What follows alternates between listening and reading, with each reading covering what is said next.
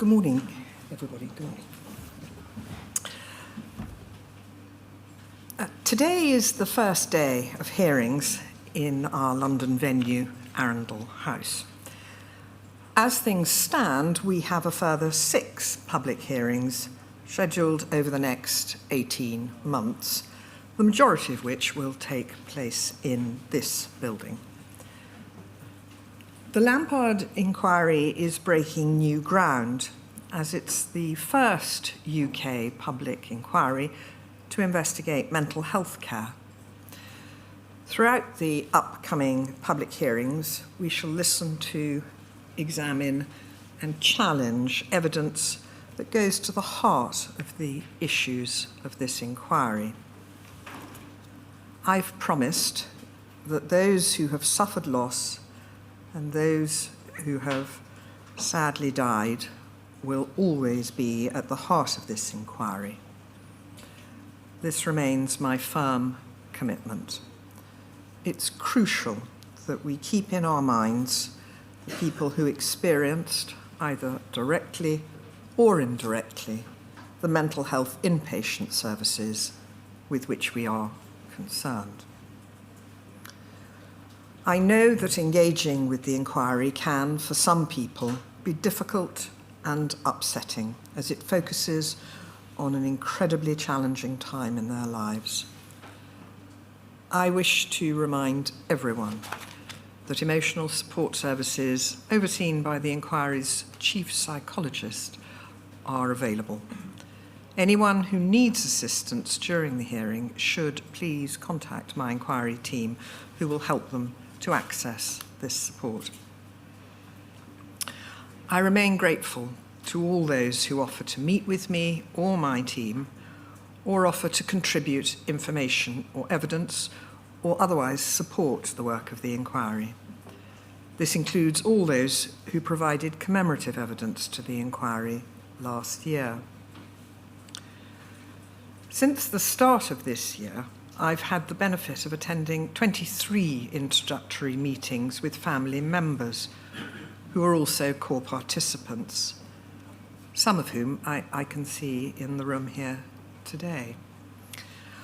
I wish to thank those who attended, as I gained much from these meetings and from hearing their reflections on the inquiry to date and the aspirations that we have for it. Where possible, I and my inquiry team have acted quickly to address issues raised, like making available more information about the inquiry's process, including publishing further detail on future hearings, and how the inquiry plans to request information from those involved with our work. As we proceed, we will continue to listen, learn, and where appropriate, adapt. Some reflections from those meetings are harder to address universally. One matter raised was the way in which the inquiry will investigate and examine the issues, and especially the level of investigation that individual cases will receive from the inquiry. I'll go on now to say more on both of these points. I recognise that the ambitions and expectations for this inquiry are different for different people, depending on their past experience and how they have come to be involved in the inquiry. Some people may feel that the inquiry will wander away from where they had hoped it would go. So I wish to be clear now on the path the inquiry will take. The inquiry's focus is on systemic issues relating to mental health inpatient care in Essex. We are investigating the big critical concerns about what went wrong that span across over almost a quarter of a century. The inquiry will dive down into these systemic issues with increasing focus and detail until we have enough evidence, information, and understanding to satisfy ourselves about what really happened and why, so that I can report my findings and make meaningful recommendations for change. To help me and my team to focus on the systemic issues central to this inquiry, we published in February a revised list of issues. This list of issues will help guide our investigative work. We sought engagement on it from interested people and those with clinical expertise to ensure that it covers the issues most relevant to our inquiry. The list of issues may evolve alongside our investigations, with issues added, removed, or amended to reflect what the inquiry is hearing and thinking. We will seek out the truth. In doing so, we will not simply accept the information we're given, but instead will question and challenge the evidence until we're satisfied that the findings we make are the truth or as close to the truth as we can come. In order to support me in understanding the complex and wide-ranging issues being considered within this inquiry, I've recently appointed 3 independent assessors and 3 experts. These are highly skilled individuals with knowledge and experience within their respective areas of mental health care and data analysis. They will support me and my inquiry team to understand and analyse important aspects of our work. Counsel to the inquiry, Nicholas Griffin KC, will tell you more about these individuals and the role they will take in the inquiry when he speaks shortly. To further support our understanding, earlier this month, the inquiry made available on its website 2 important background presentations, one produced by the King's Fund and another by the National Collaborating Centre for Mental Health. These presentations, which are delivered as video lectures with supporting materials and documents, provide background information on mental health inpatient care. The topics covered by these seminars include the legislative and policy background and guidelines for good medical practice in the delivery of mental health services nationally over the 24-year period the inquiry is concerned with. The presentations were produced to help me and every person involved in or following the inquiry's work to better understand the background and the expected mental health care for mental health inpatients over the 24 years in scope. For anyone who's not seen these presentations, I do recommend watching them. This leads me on to the purpose of these hearings, which to begin today and end on the 15th of May. We shall start by hearing an opening statement for counsel to the inquiry, Nicholas Griffin, KC. We shall then hear evidence which gives important contextual background on mental health inpatient care in Essex.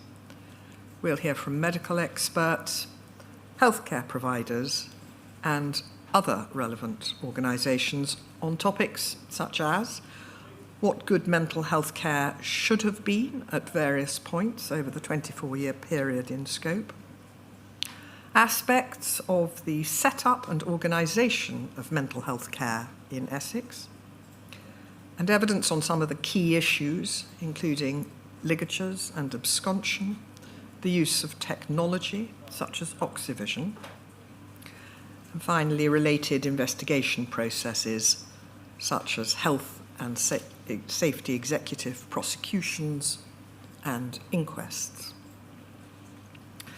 This is the start of us exploring the background and context to our inquiry, a process that will examine matters with greater specificity over the next 18 months of hearings.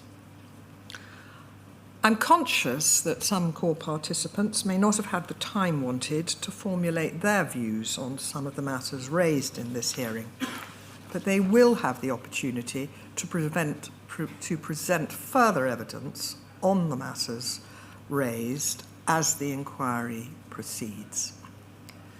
The reason we're starting with contextual background is that it will assist me and my inquiry team to better understand the material and evidence we will receive on what went wrong. This includes better understanding the important issues within individual cases, which we will be investigating and hearing evidence on in our July hearings and at future hearings thereafter. As I stated in my first opening statement in September last year, I'm not going to be opening up and determining cause of death in every single case. This inquiry cannot rerun the inquest process or conduct forensic police-style investigations. We will investigate the issues raised by individual cases to the extent necessary to fulfill the terms of reference. The cases that the inquiry will review will be those that allow us to explore the broad range of themes and will be illustrative of the issues that have arisen over the 24 years and that fall within the inquiry's scope. For this reason, we will refer to them as illustrative cases. All bereaved families who are core participants will have their illustrative cases reviewed by the inquiry to the extent that I conclude is necessary in each case. But these are by no means the only cases that the inquiry will consider. There will be other cases, other than core participant family cases, that will be reviewed in more detail by the inquiry. These include, to give just one example, deaths occurring under the care of child and adolescent mental health services, or CAMS. The nature and extent of the investigations into the illustrative cases will depend on the circumstance of each case being reviewed.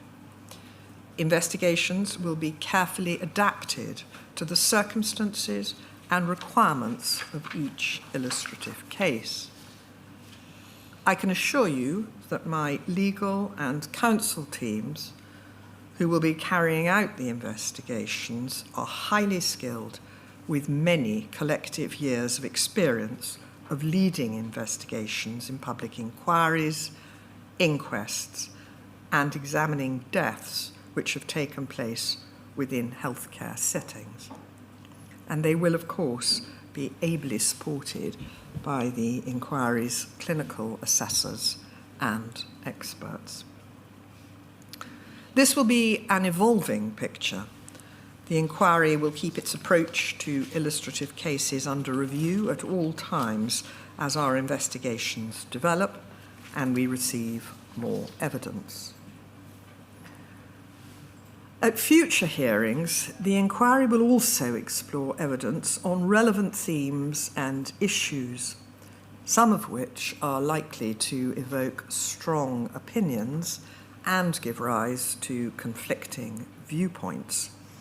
For example, in future, the inquiry is minded to hear evidence on the preventability of suicide and whether suicide should be considered theoretically preventable in each and every case. The concept of compassion fatigue in those working in mental health care, which is where the prolonged exposure to the suffering of others leads to a decline in empathy and compassion. The circumstances where it is and where it is not appropriate to detain someone under the Mental Health Act. The balance to be struck in mental health care and treatment between risk management and therapy. I understand these will be difficult discussions, but an inquiry of this scope and importance cannot do anything but confront head-on these big and difficult questions. There will be topics that this inquiry covers that will be challenging for some people to listen to, which is why I wanted to acknowledge that now from the very start of these evidential hearings. The inquiry is an investigative process, not adversarial. It's a process in which we seek to gather the best evidence we can. To achieve this, the inquiry considers it important that it hears a diverse range of perspectives on the issues that matter most. The inquiry values all voices, including, of course, those of bereaved families, those with lived experience, also mental health staff, campaign groups, and the senior leadership within key organisations. We must ensure a balanced and comprehensive understanding of mental health inpatient care. We're independent from all those engaging with the inquiry and from government. We shall decide for ourselves what good mental health inpatient care should look like, where things went wrong, and where things went right. We will question statements and assumptions about care and treatment from wherever they have come. There may be things said during hearings that some people disagree with, potentially very strongly. In order for the inquiry to obtain the best information and evidence possible, everyone speaking at these hearings must be given the opportunity to be heard. Everyone attending or engaged in these hearings must be afforded respect throughout. I therefore ask that those attending listen quietly and respect quietly to the evidence being given, and that there are no disruptions, shouting out, or disturbances of any kind. As I have outlined, I wish to hear a diverse range of views. We're dealing with the most sensitive of subjects, and it's understandably distressing to many. I request that everyone is treated with courtesy at all times. To do our work properly, the inquiry relies heavily on the cooperation of those engaging with it. My intention is, whenever possible, to work collaboratively with core participants and others to achieve the inquiry's objectives. I'm grateful to all those who have provided, in a timely way, material to the inquiry so far. I appreciate the resource and effort that required. Let me be clear that I expect the inquiry's requests for evidence to be met promptly and with complete candour. I will not hesitate to use my statutory powers to the fullest extent necessary to compel the production of evidence where it's not provided or not provided promptly. This does not and will not apply to families of those who died and those with lived experience, who will be able to choose whether to respond to any request from the inquiry to provide evidence or information, and my inquiry will work with them on how this can be done. I will not compel family members or those with lived experience to produce evidence or require them to speak at a hearing if they do not wish to do so. I turn now to the final point that I will cover today, which is the outcome to be achieved from this inquiry. As I've said previously, following my thorough investigations of the issues in scope, I will set out in a report the key factual background, the key evidence, and my analysis of it, my findings and recommendations.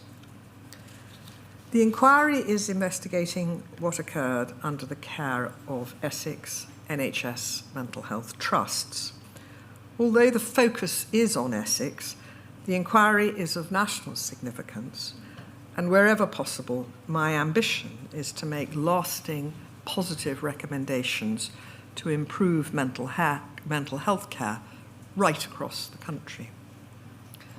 The time frame the inquiry is investigating covers, as I've said, nearly a quarter of a century. That is 24 years during which the policy landscape and expectations of good mental health care would have been changing and developing.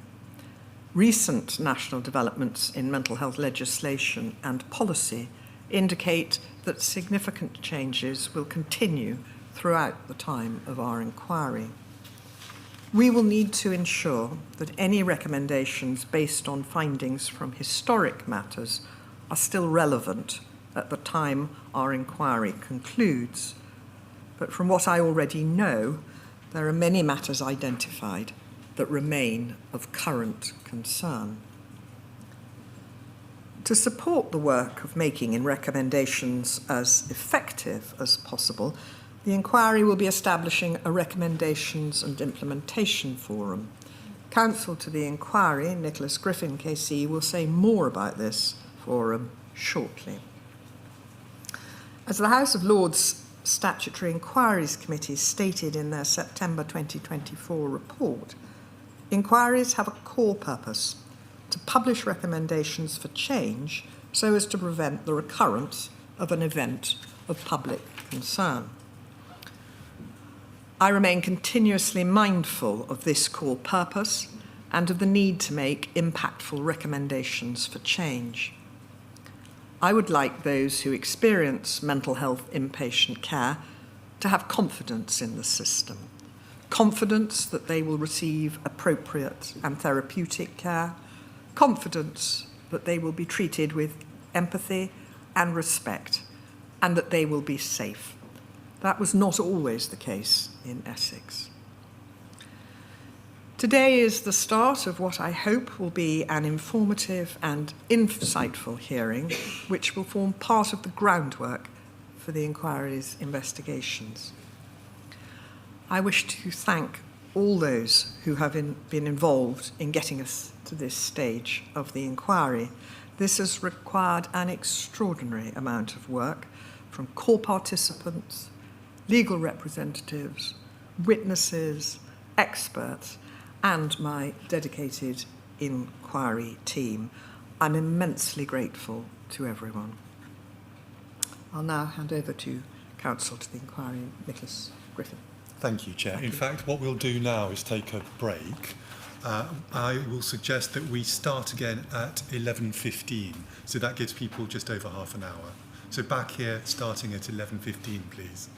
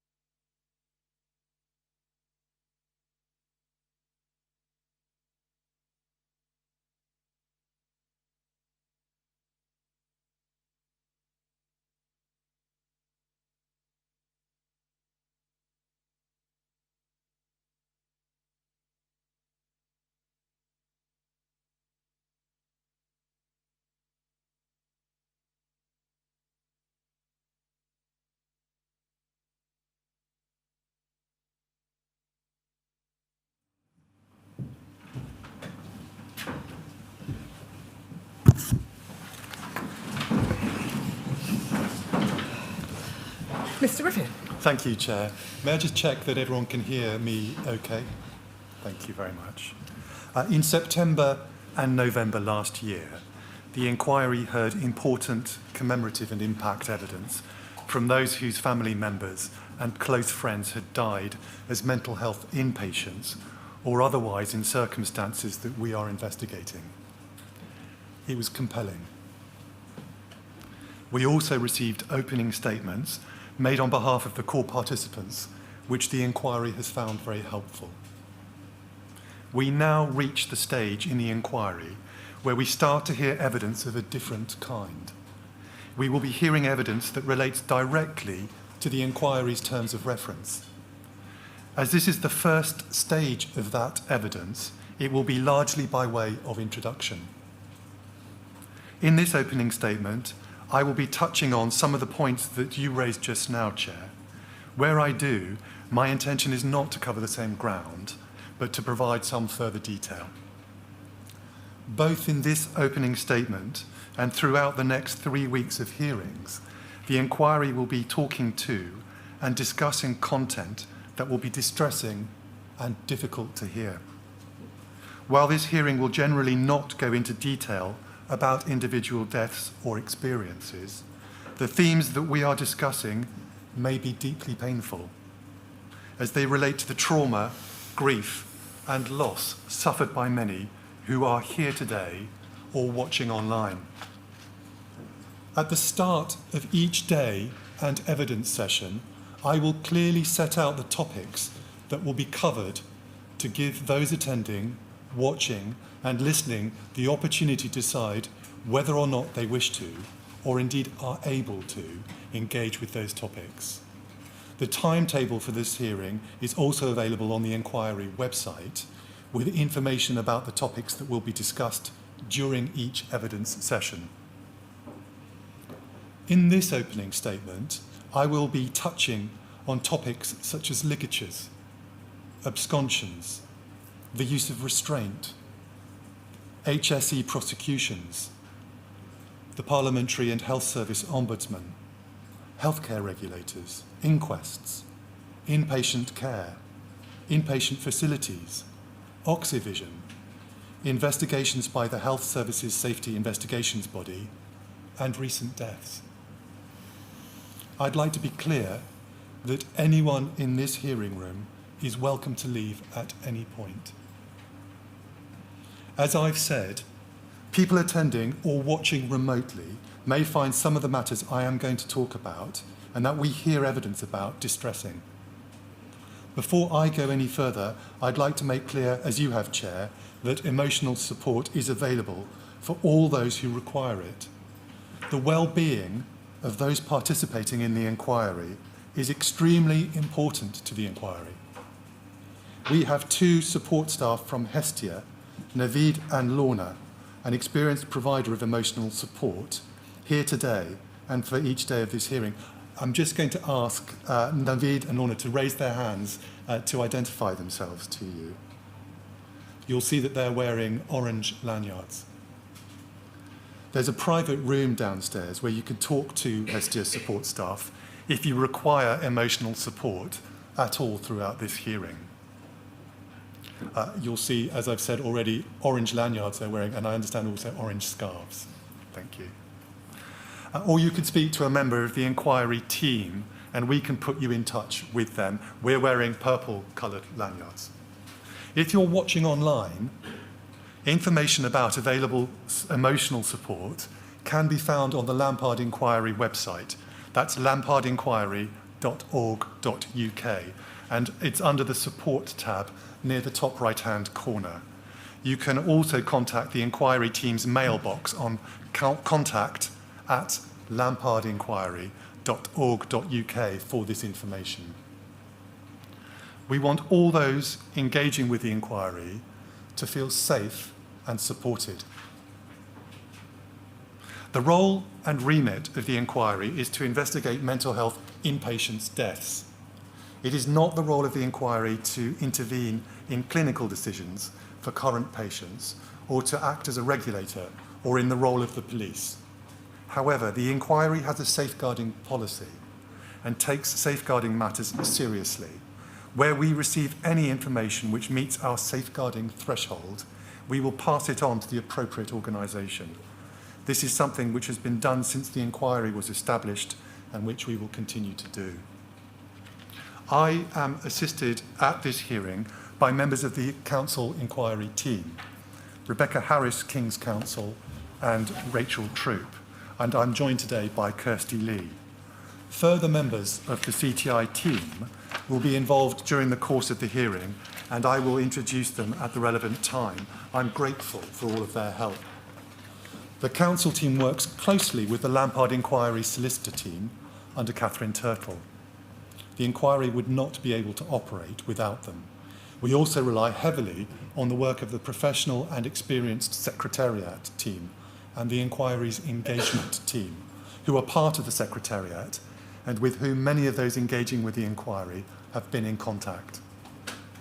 I want to be clear that my colleagues and I have been instructed by you, Chair, to assist you in your important task. We are part of the inquiry team working for you. We are independent from all other organisations and individuals involved in this inquiry. I'd like now to introduce the lawyers who are representing core participants. For the bereaved families and those with lived experience, Bates Wells, Bat Murphy and their counsel, Fiona Murphy, King's Counsel, Sophie Miles and Lily Lewis. Bindmans LLP and their counsel, Brenda Campbell, King's Counsel. Hodge, Jones and Allen and their counsel, Stephen Snowden, King's Counsel. A.K. Burren, Jake Looms, Rebecca Henshaw-Keane, Irwin Mitchell, LLP, Lee Day and their counsel, Maya Sikand, King's Counsel. Several families are also assisted by counsel Laura Profumo and Tom Stote. For the organisations, for Inquest, Bat Murphy and their counsel, Anna Morris, King's Counsel, and Lily Lewis. NHS England are represented by DAC Beechcroft, LLP, Jason Beer, King's Counsel, and Amy Clark. The Department of Health and Social Care, represented by the Government Legal Department, Anne Studd, King's Counsel, and Robert Cohen. The Care Quality Commission are represented by Counsel Jenny Richards, King's Counsel, and Rachel Sullivan. North East London NHS Foundation Trust by Kennedy's and their counsel Valerie Charbit.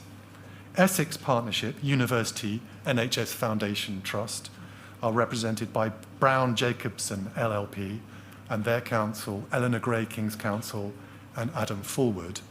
The Integrated Care Boards by Mills and Reeve and their counsel Kate Brunner, King's Counsel, and Zinat Islam. Oxy Health by Bevan Britton and Fiona Scolding, King's Counsel, and Stop Oxyvision by Bindmans and Brenda Campbell, King's Counsel. I'm grateful for their engagement and input in the run-up to this hearing. In this opening statement, I intend to cover a number of different areas. First, I'd like to report on progress made by the inquiry since our last hearing in November. Then I intend to look at different aspects of the evidence the inquiry is receiving or intends to receive. I'll next move on to this hearing, look at various preliminary matters, and then provide an introduction to the evidence that will be presented over the course of the next few weeks. And finally, I will consider two important matters. The first is the changing landscape into which you will be delivering your report and recommendations, Chair. And the second is what recent inquests and deaths may reveal about the extent to which the issues in Essex are really being addressed. Starting then with progress since November. The inquiry has been busy since our last hearing in November. Its work has advanced in a number of significant ways. Chair, you have already mentioned the importance of the meetings you've had since the start of this year with core participant family members.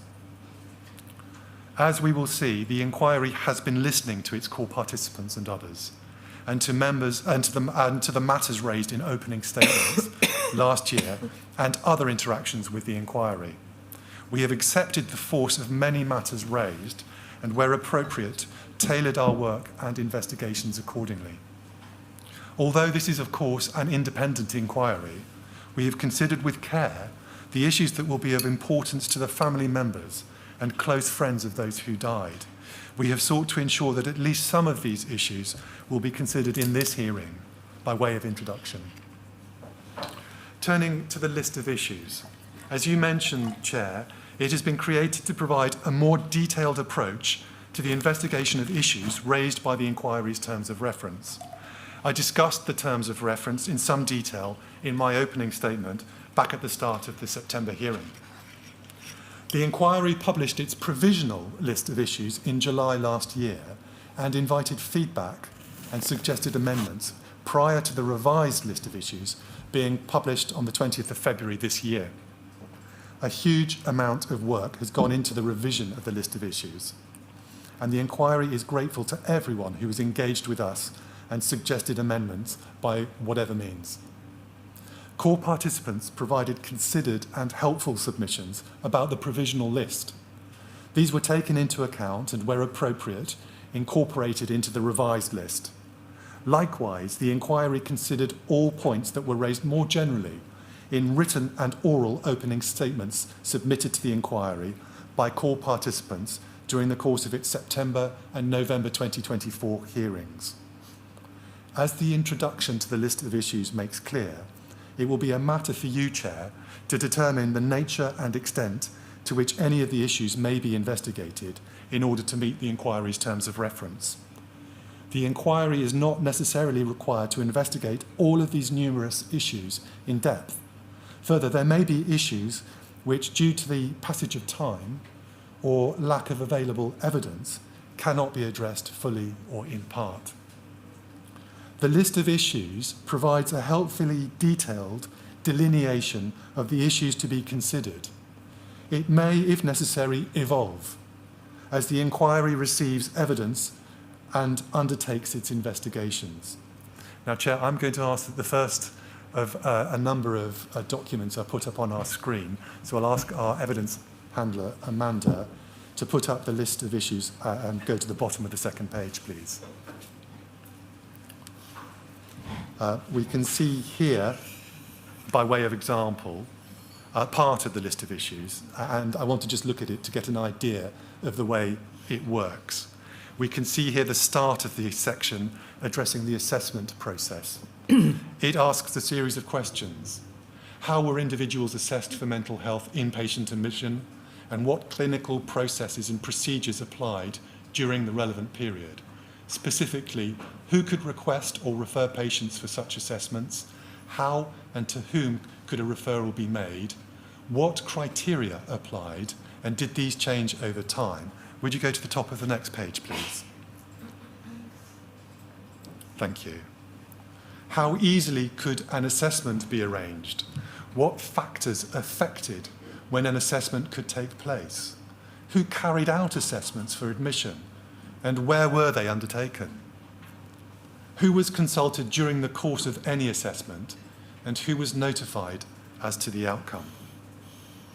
The section then goes on to ask further questions on the same theme, and in this way we hope and expect that the list of issues here and in its other sections will be a useful tool to help guide the inquiry's investigative work. Thank you. Could you take that down, please? Turning now to position statements, which may provide the inquiry with a better early understanding of the role played by particular organisations. They may help it to crystallise issues, focus on key areas, and understand those areas in which it's accepted that standards fell below what was acceptable, or conversely, which provide examples of good practice. The written opening statement of the families represented by Bindmans LLP, provided for the purposes of the November hearing, and the further submissions made at that hearing by Brenda Campbell, King's Counsel, urged the inquiry to seek position statements. The inquiry considered these submissions and requested position statements from Essex Partnership University NHS Foundation Trust, which I'll refer to as EPUT, and the North East London NHS Foundation Trust, or NELFT. This was because of their direct role in the provision of inpatient mental health care in Essex during the relevant period. The inquiry is likely to seek further position statements from other relevant bodies.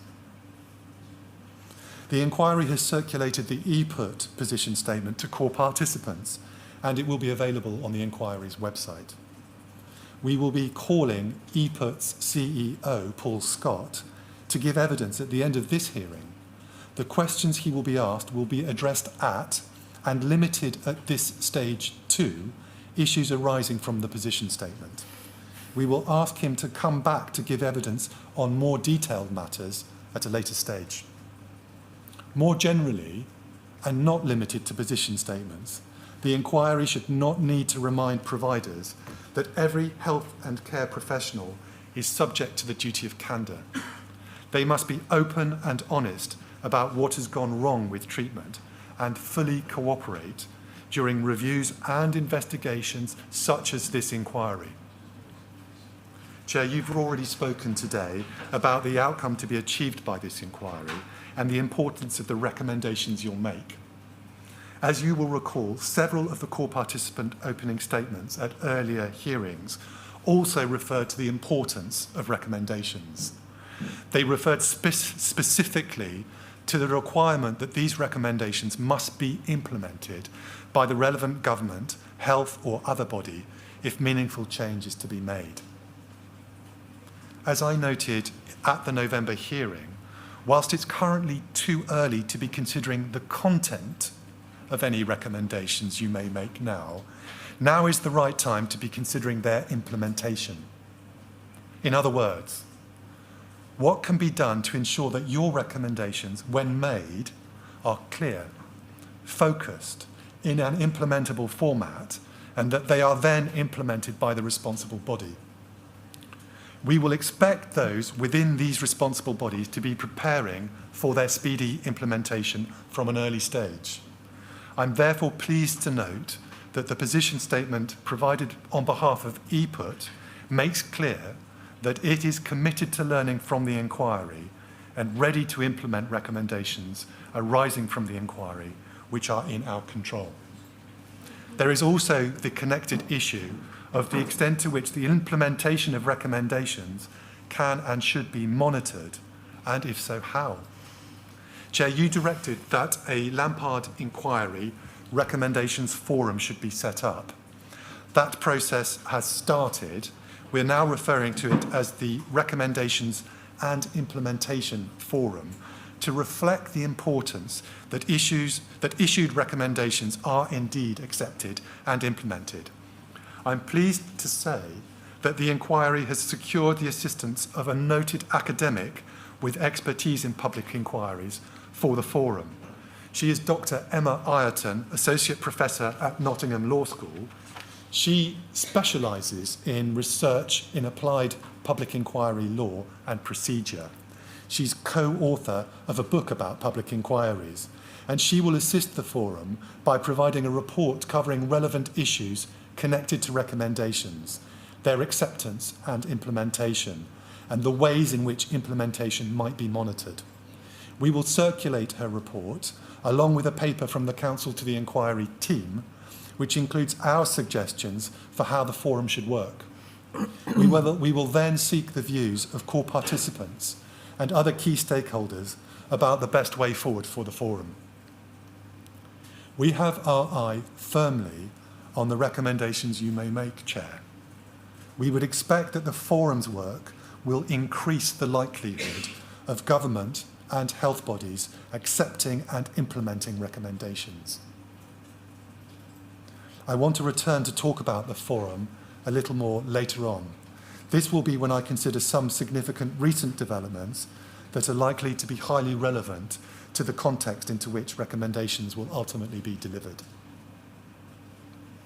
Chair, you mentioned back in September that the inquiry has carefully considered the language we plan to use in connection with mental ill health and other matters the inquiry is considering.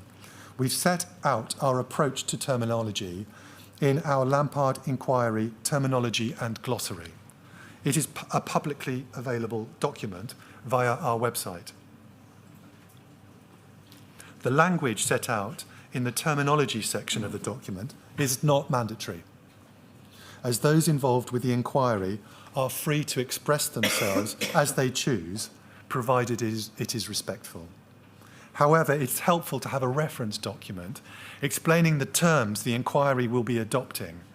We've kept this document under review, and it has recently been updated to include a glossary section covering mental health conditions and symptoms, mental health professionals, teams and types of units, and mental health treatments. It also includes a list of acronyms commonly used by the inquiry and in the evidence we will be hearing shortly. This is to help people following the inquiry to understand words that may be less familiar to those outside the medical profession. As we have previously said, we would be happy to engage with core participants and others who have suggestions for the development of this document.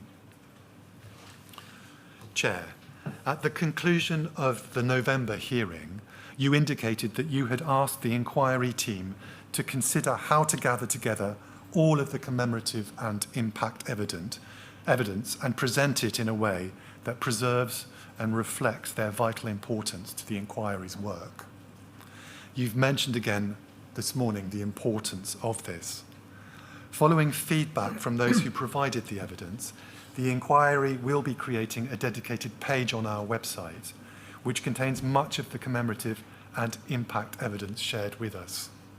The inquiry will liaise with those who provided accounts to determine what they would like to be shared on the website. The inquiry intends to create a further piece that reflects the voices and experiences of those impacted by this inquiry. This will include honouring the important contributions that were shared during the commemorative and impact hearing, as well as any future such evidence. We remain extremely grateful to all of those who felt able to provide the personal and moving accounts in relation to their family member or friend. And Chair, as you said in November, they are vital to the work of this inquiry. Chair, you have referred to the appointment of the inquiry's independent assessors and experts.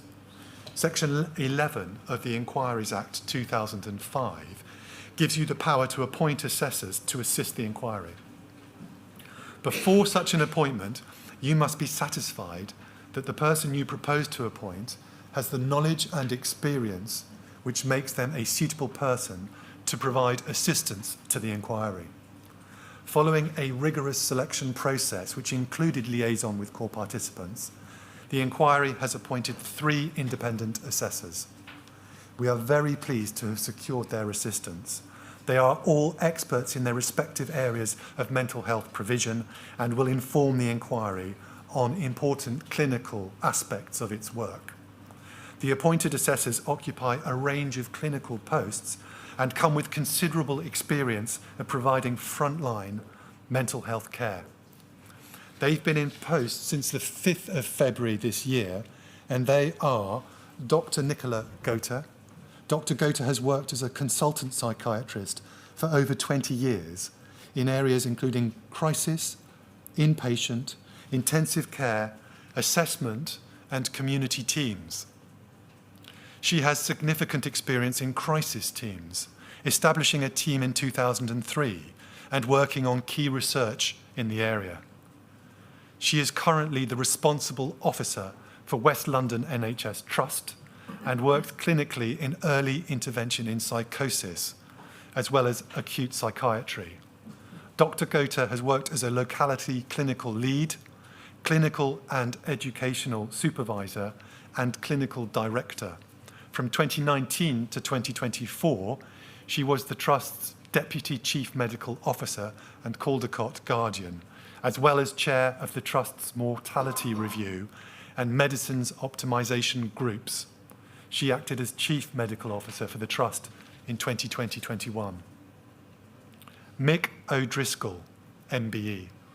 Mr. O'Driscoll is a retired, registered mental health nurse with 30 years' experience of working in both junior and senior clinical roles within NHS acute adult mental health services. His various job roles as a staff nurse, matron, clinical nurse specialist, associate director of nursing and clinical director kept him close to the clinical area he most enjoyed, acute inpatient wards.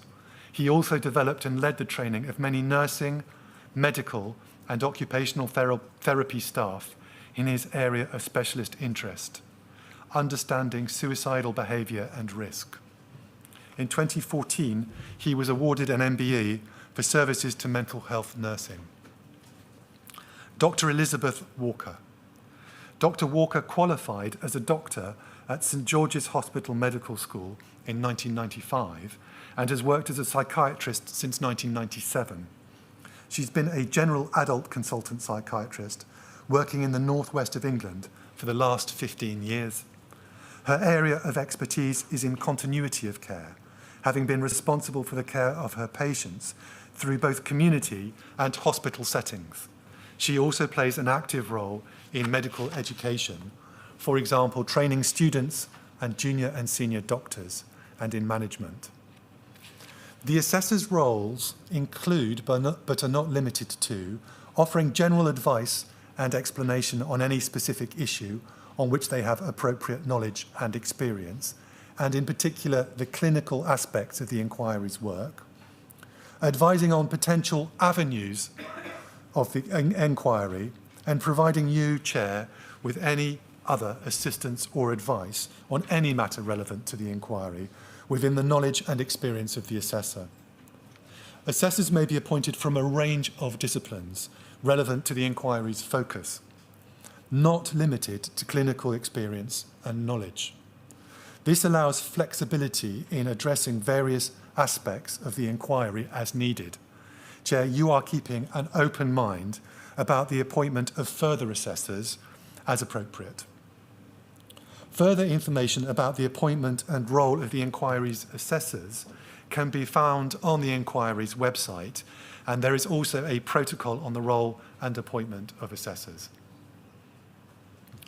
Assessors assist the inquiry in the ways I have outlined, but they are not witnesses and they do not give evidence on which you, Chair, will rely for the purpose of reaching conclusions or issuing recommendations.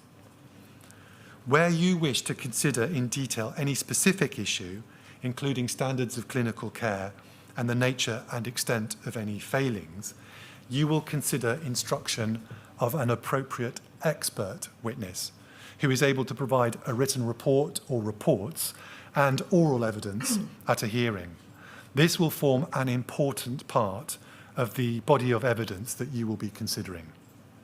To date, you have appointed 4 expert witnesses. They are Professor Crystal Donnelly, CBE. The inquiry has recognised from an early stage the importance of the data it will capture from the trusts and others. Data has the potential to provide insight, to reveal trends, and to expose further areas of concern.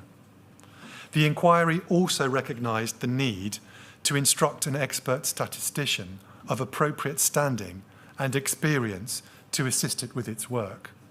We are therefore very pleased that Professor Donnelly has agreed to act as expert health statistician to the inquiry. Her role is to provide expert advice and opinion in the field of health statistics and to support the inquiry with data analysis.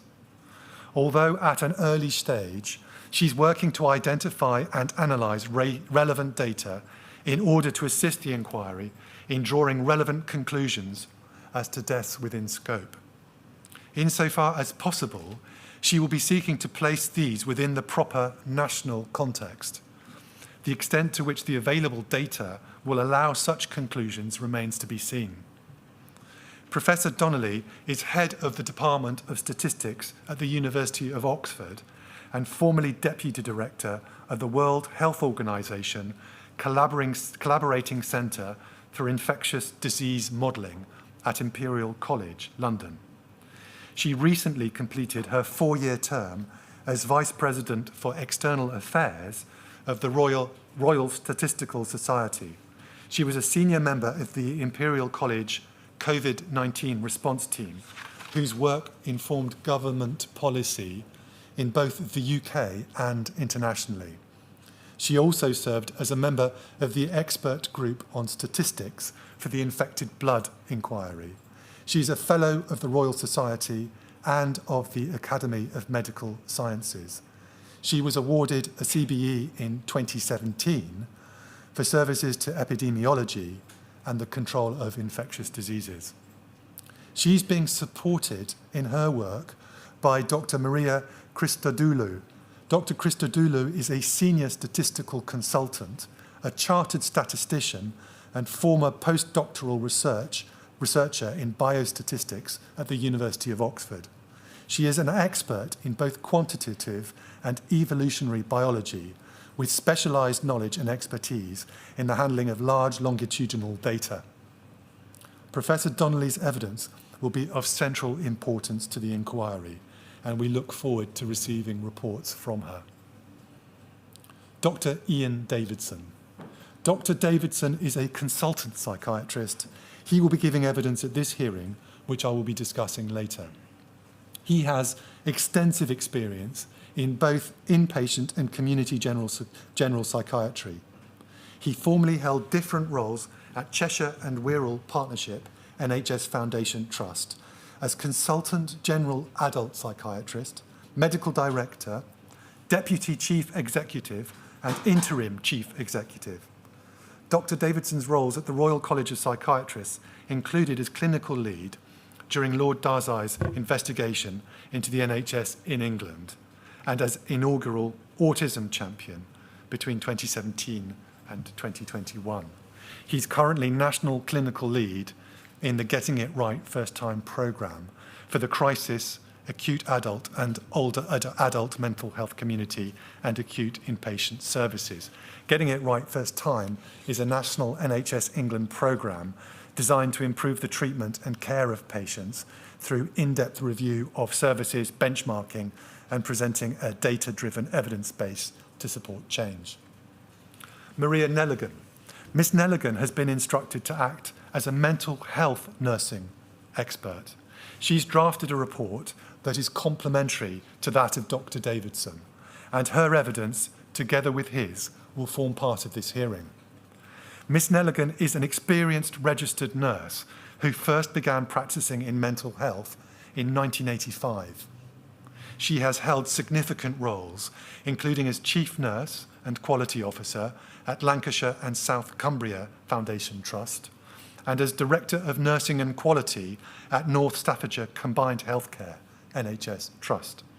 Her further roles included as Associate Deputy Director of Nursing, Mental Health, at Cheshire and Wirral Partnership NHS Foundation Trust, and secondment to Greater Manchester Mental Health Trust to support them particularly in patient safety and experience. During the relevant period, Miss Nelligan has gained substantial experience in external roles, providing independent assessment of nursing standards in mental health inpatient care.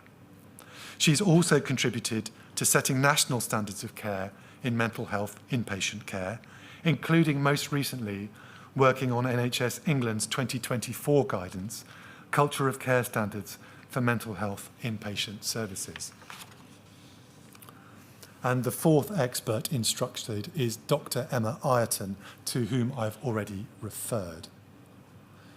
It's clear that further experts covering different fields will need to be instructed as the inquiry proceeds. Chair, the inquiry will keep this under review.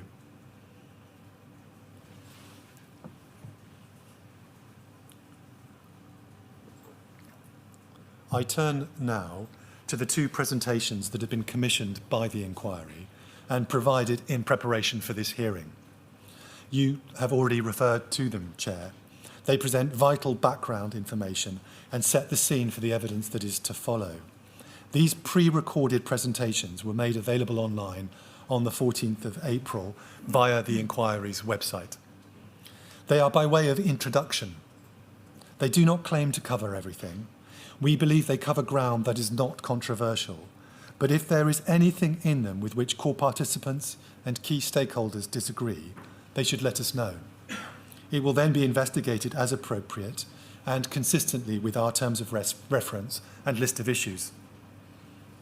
The first presentation has been provided by the King's Fund's Helen Gilbert, who has been supported by a team from that organisation.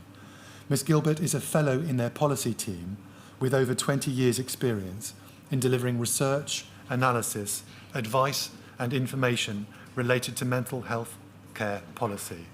The King's Fund is a well-established and independent charity which works to improve health and care in England and delivers education relating to the health service in the United Kingdom. This presentation addresses the national legislative and regulatory landscape for the provision of NHS mental health inpatient care during the relevant period. The aim of the presentation is to provide an explanatory overview of the relevant NHS structures, regulatory bodies, legislative provisions, key national policies and guidelines which underpin the provision of inpatient mental health care nationally. Evidence relating to local services within Essex will be heard separately during this hearing, as I'll come on to explain. The presentation is accompanied by helpful materials, and I will be looking at a couple of the slides provided with the presentation later on by way of example. The National Collaborating Centre for Mental Health has provided the second presentation. That is a partnership between the Royal College of Psychiatrists and University College London. This presentation is given by consultant psychiatrists, Professors Stephen Pilling and Tim Kendall. It identifies and explains the relevant guidelines from the National Institute for Health and Care Excellence, or NICE, in respect of the provision of care to mental health inpatients during the relevant period. It includes an explanation of NICE guidelines more broadly, their development and substantial changes to them during the relevant period, and other key associated national care standards. Chair, moving now to the appointment of some new core participants. Last month, the inquiry contacted 6 organisations, inviting them to apply for core participant status in the Lampard Inquiry. These were 3 private providers of mental health inpatient care, 2 police forces, and a provider of digital monitoring technologies. None had applied during the original application window last year. Chair, the decision to grant core participant status is entirely at your discretion. The process for applying is one I addressed in September and which can also be found in the inquiry's core participant protocol. The decision to apply is a matter for the individual organisations. There is no obligation to do so, nor does the inquiry have a power to require it. It is possible to engage with the inquiry as a witness or a material provider who may provide documents or other information without being a core participant. But there were specific reasons why you, Chair, believed it was appropriate for these organisations to consider applying, as I will outline, and why in their cases core participant status would allow them to engage fully in the inquiry's process. Dealing with those organisations in turn: Signet Health and Priory Group. The inquiry believes that the roles of Signet Health and Priory Group as key providers of mental health inpatient care in Essex, with multiple facilities across the UK, position these organisations as important participants in understanding the issues of patient safety, treatment, and care in mental health inpatient settings. The inquiry further believes that their insights into the functioning, monitoring, and practices within these environments are crucial. Both were invited to apply to become core participants. Signet Health have now applied for and been granted core participant status. Priory Group have declined the inquiry's invitation to apply. St Andrews Healthcare. In their opening statement provided to the inquiry in November last year, the lawyers representing the family of a former patient of St Andrews Healthcare raised concerns with the inquiry about the care that was provided to her. It would appear, therefore, that serious concerns exist regarding the care, treatment and safety of patients within St Andrews Healthcare facilities.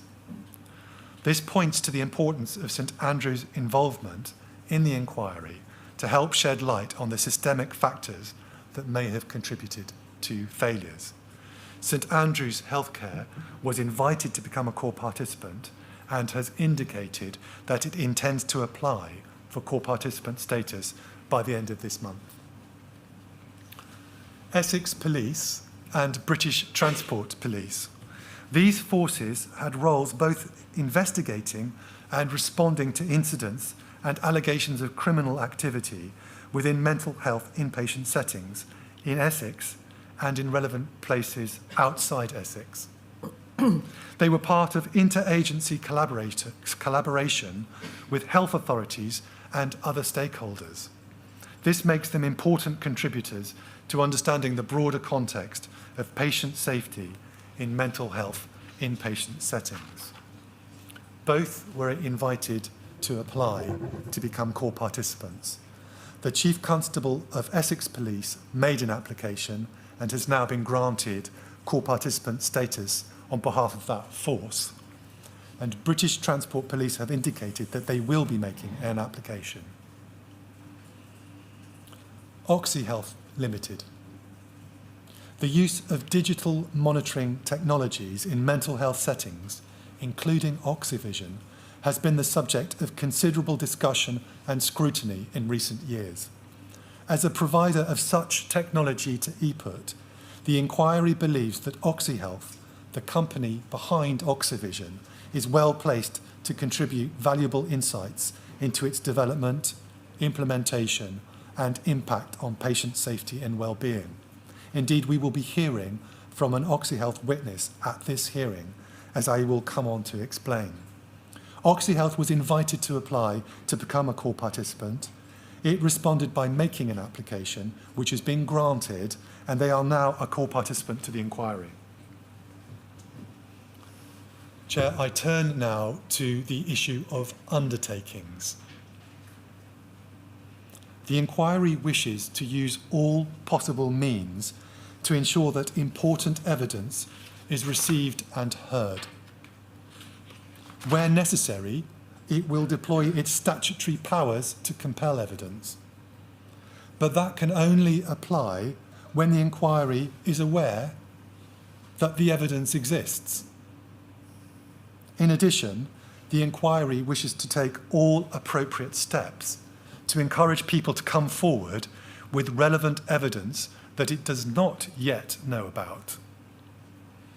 The inquiry therefore considered it necessary to seek limited undertakings from the relevant providers and healthcare regulators that were designed to facilitate the flow of that potentially important evidence to the inquiry.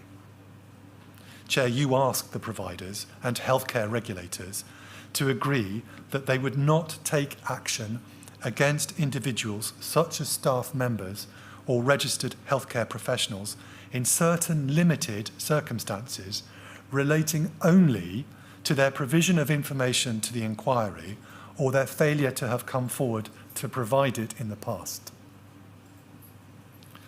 The inquiry has engaged in protracted discussions with the relevant providers and healthcare regulators on this issue. However, almost all, including the largest providers, have declined to give such undertakings. We have been reflecting on what further steps should be taken. We would be interested in the views of core participants and key stakeholders as to whether the inquiry should continue to pursue these undertakings. This is in circumstances where we are seeking to remove what we consider are, for some, bars to coming forward and providing full and frank information to assist the inquiry to get to the bottom of what was going on. I'd like to be clear that the inquiry has not asked for an undertaking from the Attorney General, as is sometimes done in public inquiries, that an individual will not be prosecuted if their evidence reveals criminal wrongdoing on their part. That kind of undertaking is designed to govern the future use of inquiry evidence in criminal proceedings. For example, an undertaking from the Attorney General may say that no evidence given to the inquiry by a person will be used against that person in criminal proceedings. The inquiry is not seeking an undertaking that would prevent information provided by a witness to the inquiry later being used against them in criminal proceedings. Similarly, the inquiry is not seeking an undertaking that would prevent information provided by a witness to the inquiry later being used against that witness in regulatory or disciplinary proceedings if that evidence revealed potential wrongdoing beyond their disclosure of confidential information to the inquiry or their failure to report matters at an earlier stage. Put shortly, the undertakings sought would not prevent misconduct proceedings being brought concerning many serious allegations at the heart of this inquiry. Ultimately, the undertaking sought may, we suggest, be key to obtaining relevant information as to what was actually happening in inpatient settings and are proportionate to the circumstances of this inquiry.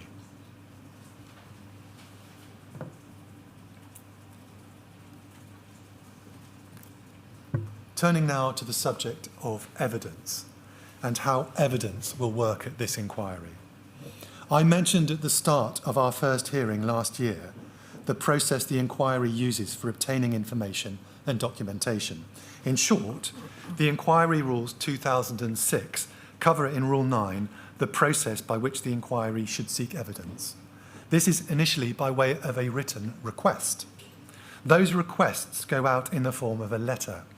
Some organisations, such as EPUT, have received multiple requests for information, which for ease of reference are numbered sequentially, as Rule 9.1, 9.2, etc. This is relevant because you will be hearing about some of these specific requests during this hearing. The inquiry expects that those asked to provide documents or to come to give evidence will do so voluntarily, following the Rule 9 procedure. However, where that does not happen, Chair, you have powers under Section 21 of the Inquiries Act 2005 by notice to require a person to give evidence and to produce documents and materials to the inquiry. It is a criminal offence under Section 35 to fail without reasonable excuse to do anything that is required by a Section 21 notice. It is also a criminal offence to suppress, conceal, alter or destroy relevant evidence. You have made it clear, Chair, that you will use your full powers to secure evidence for this inquiry as appropriate. And I'll say a little bit more about this later.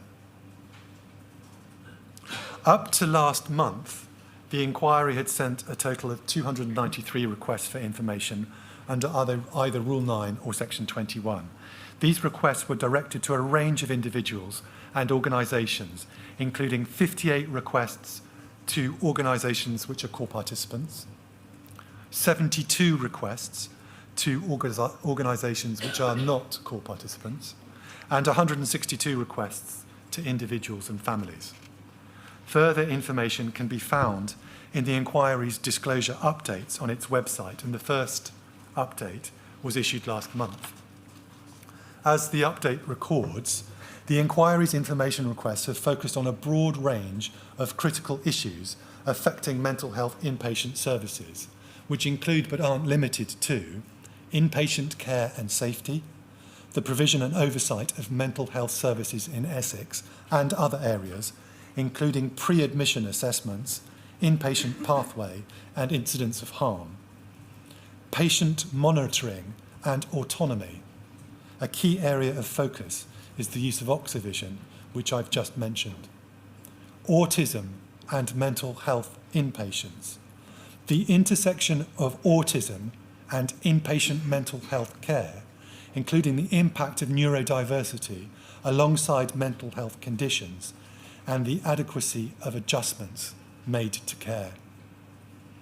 Regulatory oversight and accountability. The role of organisations such as the Care Quality Commission, or CQC, the Nursing and Midwifery Council, or NMC, the General Medical Council, or GMC, the Health and Care Professions Council, or HCPC, National Health Service England, and the Parliamentary and Health Service Ombudsman, PHSO, in monitoring mental health inpatient services, responding to incidents and addressing concerns raised by patients, families and staff. And I'll be coming on to talk a little bit more about that later. Investigations into serious incidents, the examination of whistleblowing reports, safety incidents, including physical and sexual safety, ligature and absconding data, as well as official investigations undertaken by Essex Police and prosecutions by the Health and Safety Executive. And staff and staffing matters, the examination of the approach to staffing, training and working conditions for those providing inpatient mental health care. This includes staff support and supervision, as well as evidence relating to staff-related concerns and experience shared by individuals. As I've said, some of the evidence to which I've just referred will be considered at this hearing. I'm now going to ask Amanda to put up the March 2025 disclosure update and to go to the annex here, please, at the end. Thank you very much. And by looking at the update, we can see from it the wide range of organisations that have been contacted. They're listed alphabetically and from Autism Action. And could you just scroll down, please, to the bottom?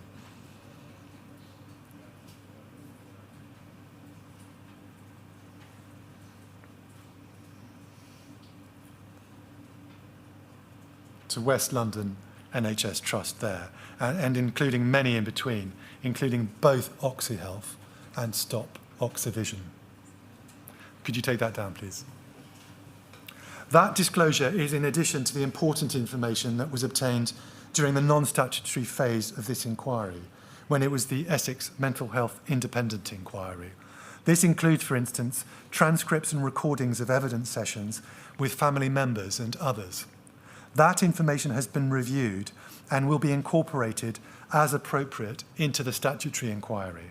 As I've previously mentioned, in many cases, members of the inquiry team are working with families who attended evidence sessions with the non-statutory inquiry to use the transcripts of those sessions to form the basis of their witness statements to this inquiry. During February and March, the inquiry received thousands more documents in readiness for this April hearing. The inquiry intends to publish disclosure updates periodically, with the next one being in June 2025, ahead of a hearing in July. The inquiry appreciates the engagement of all the organisations that have worked hard to make full and timely disclosure. Work is ongoing regarding future requests, which will extend beyond the themes currently highlighted and which will continue to be relevant to the terms of reference and matters in the list of issues. As I mentioned, certain organisations and individuals have received multiple Rule 9 requests, reflecting the complexity and breadth of the inquiry's investigations. In instances where responses have not been forthcoming or do not include sufficient detail, and the information is deemed critical to the inquiry's progress, Section 21 notices have been issued to compel the submission of evidence. This underscores the inquiry's determination to obtain the necessary information to fulfil its terms of reference. Some healthcare providers and indeed other organisations have so far expressed difficulty in making the full disclosure the inquiry has requested. They have suggested to the inquiry that they are experiencing various problems, which broadly include that earlier records were created as paper documents that have not been kept in good order and take time to access and review. Electronic documents are held in different places and in poor order. Documents, both paper and electronic, are missing because physical locations have since closed down or private health organisations have changed hands. Identities in certain documents should not be disclosed to the inquiry for privacy and data protection reasons, and that the inquiry has not given the organisations sufficient time to make the relevant disclosure.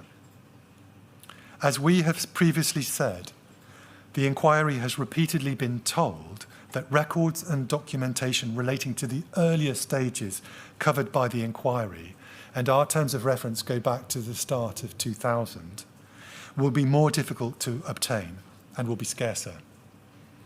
The inquiry has concerns arising from the reasons given by some organisations for failure to make relevant disclosure. We have been unimpressed with the significant number of requests for deadline extensions, the number of late disclosures, and the number of occasions where providers have not given the inquiry the material it has expressly asked for. Where we have felt it appropriate, we have worked with those providing documents who have reasonably sought further time or information about what they should be providing to the inquiry. We recognise and appreciate that many providers have made every effort to comply. Unfortunately, in too many instances, reasonable disclosure requests from the inquiry were not fully complied with or came late, sometimes very late. We expect providers to address now any teething problems that they have encountered. We have indicated that we also expect them to be properly resourced to engage with the inquiry and to make timely disclosure. As I mentioned, in certain instances, Chair, you have felt it necessary to rely on the powers you have by virtue of this now being a statutory inquiry. Some providers have been issued with Section 21 notices to compel the production of documents and information. For example, in one case, a notice was issued to the private provider Nest. This was because of an inexcusable delay in providing evidence we had requested. That evidence has now been handed over to us. One provider and one regulatory body proactively requested the issuance of Section 21 notices to facilitate their own internal processes and to ensure compliance with legal procedural requirements in respect of particular categories of evidence. In those circumstances, the issue of the notice does not reflect a failure by those organisations. The inquiry will continue to use its statutory powers as necessary to obtain the information requested to ensure a full and transparent examination of the issues under consideration. And I make it clear now that the future work of the inquiry, including its future hearings, must not be delayed because of disclosure failures by providers or others. With good reason, the inquiry, the families, those with lived experience, and the public would not tolerate that. Moving now to a new topic. The inquiry has been reviewing its procedures to ensure it's able to obtain best evidence from those involved. The inquiry is working to ensure its processes take account of the trauma suffered by those who are participating and seeks advice from its chief psychologist in that regard. The inquiry has also extended assistance to legal representatives in the form of a trauma-informed awareness session. Chair, you have already indicated that the inquiry will not force any family member or person with lived experience to provide evidence to the inquiry. Moreover, you have granted anonymity, or are minded to do so, to all persons with lived experience of mental health inpatient services. The inquiry has updated various protocols. This is with the aim of assisting those who wish to engage with the inquiry in providing the best possible evidence in a way that ensures they are supported throughout the process.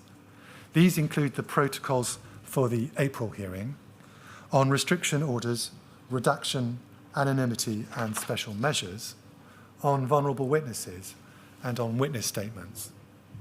We have already recently amended some of these protocols.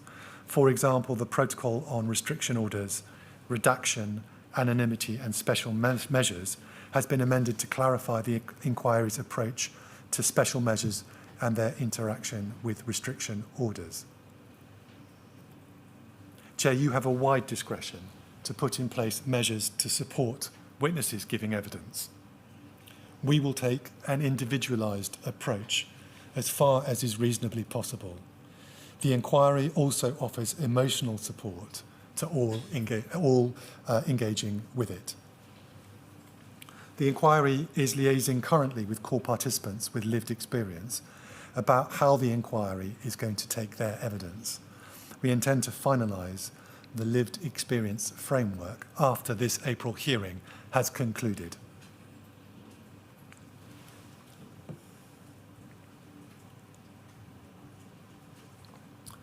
I would now like to provide an update on the work that has been done to identify the deaths in scope of the inquiry's terms of reference. Since the hearings in September and November last year, the inquiry has developed a deeper understanding of the scale of the challenges involved in this work. This has come through careful consultation with providers and core participants and with input from the inquiry's independent assessors. As you emphasised in September, Chair, the terms of reference and inquiry's definition of inpatient death are broader than those of the non-statutory inquiry. They include those who were assessed but not admitted to inpatient care.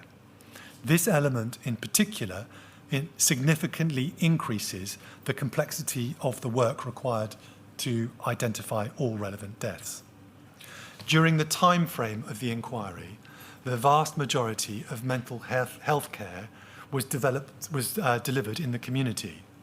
So the number of those who were assessed but not admitted is potentially extremely large. The inquiry has had to make some careful decisions to ensure that its investigations properly include deaths that occurred soon after an inpatient admission would or should have been considered, without distorting the necessary focus of the inquiry on inpatient deaths. These issues have led the inquiry to clarify its scope. Chair, last year you provided an explanatory note along with the amended terms of reference, and I'm going to ask now, please, for the amended explanatory note to be put up. Could you highlight the top, please? Or expand the top.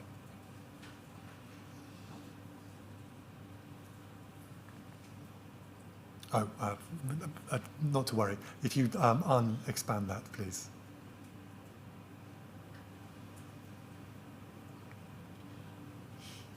As you can see, the slightly longer title of this document is Explanatory Note in relation to scope. Would you reduce the expansion, please?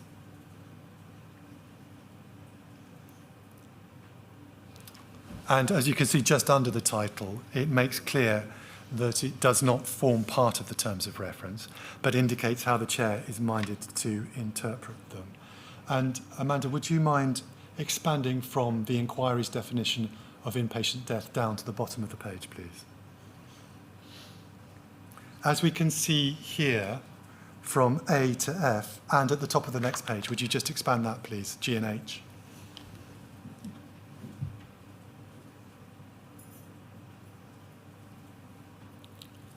Chair, you've set out how you intend to define inpatient death. I'm just going to read out G. Those who died within 3 months of a mental health assessment provided by the trusts or on behalf of the Essex local authorities which did not result in admission as an inpatient. This will be primarily focused on assessments in A&E and initial assessments by crisis teams or other teams with a gatekeeping role over inpatient admissions, as well as assessments under the Mental Health Act, but may include other cases at the Chair's discretion. You have now clarified the entry at G in this amended version of the explanatory note that was provided on the 10th of April. The definition at G now emphasises that the inquiry's primary focus is on the mental health assessments which are most closely connected to inpatient admissions. The main change is in the second sentence. The new wording identifies the focus by naming the relevant assessment types. They are those occurring in A&E, those undertaken by crisis teams or other teams with a gatekeeping role over inpatient admissions, and those which take place under the Mental Health Act. Incidentally, earlier in the text of G, there is a new reference to local authorities. You can see it on the second line. To recognise the statutory responsibility they hold for the Mental Health Act assessments, we now understand that these can take place without the involvement of the trusts. Returning to the second sentence, the phrase initial assessment is used in relation to the crisis teams to make clear that it makes the assessment undertaken after a new referral is made to a crisis team. This is rather than the repeated ongoing assessments which may take place under home treatment. It's not just the number of deaths in scope that is important, although that is very important. It is also the information obtained about those deaths will need to enable reliable and robust findings to be made about the themes and patterns revealed by the data. This includes, for example, conclusions about the proportions of deaths which were or may have been preventable. Could you take that down now, please? We also now have the assistance of the inquiry's expert health statistician, Professor Donnelly.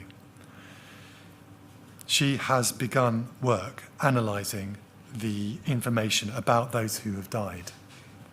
Once that initial work is complete, Professor Donnelly's guidance will be sought on how best to optimise the data provided.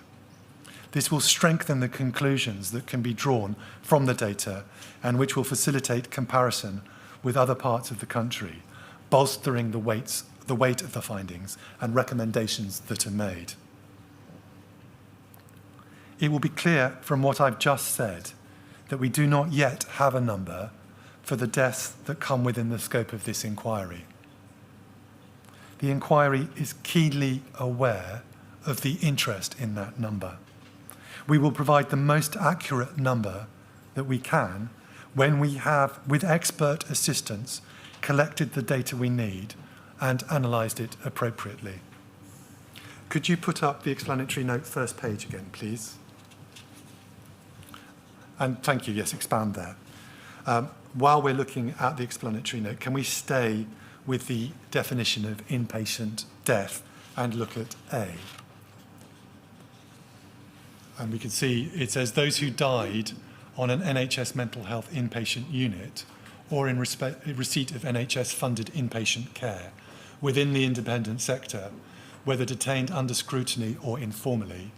Units within scope include adult mental health units, psychiatric intensive care units, or PICU, CAMS units, child and adolescent mental health services units, acute and PICO, mental health assessment units, mother and baby mental health units, older adult mental health units, eating disorder units, forensic or secure units, learning disability units, and drug and alcohol units. Chair, you've decided to amend this part of the definition. The section lists the types of mental health units which are included within the scope of the inquiry's investigations. However, the previous wording suggested that the list was exhaustive. This led some providers to conclude that some types of units which were not named, such as learning disability units and drug alcohol units, were not to be considered. Later in the explanatory note, learning disabilities and drug and alcohol addiction are included amongst the particular circumstances that you will consider during your investigations. It would be anomalous and inappropriate to omit the mental health care that individuals in those circumstances received within units dedicated to the management of those issues. Therefore, Section A has been amended, as you can see the last 2 bullet points, to add learning disability units and drug and alcohol units to the list. The wording above the list has been changed to units within scope include, in order to clarify that the list should not be considered exhaustive. The former wording was units to be included are. Would you take that down, please? Thank you. Before I leave the topic of the explanatory note, I'd like to say this. I've talked a lot about statistics. As an investigative progress, we of course have to look at the figures in an analytical and objective way in order to see trends, spot issues, and make findings. However, we recognise that behind the staggering figures, each death was of a person with their own life and their own individual circumstances that led them there. And Chair, I'd like to use that moment to break for an hour, so that means we will reconvene at 1:30, please. 1:30.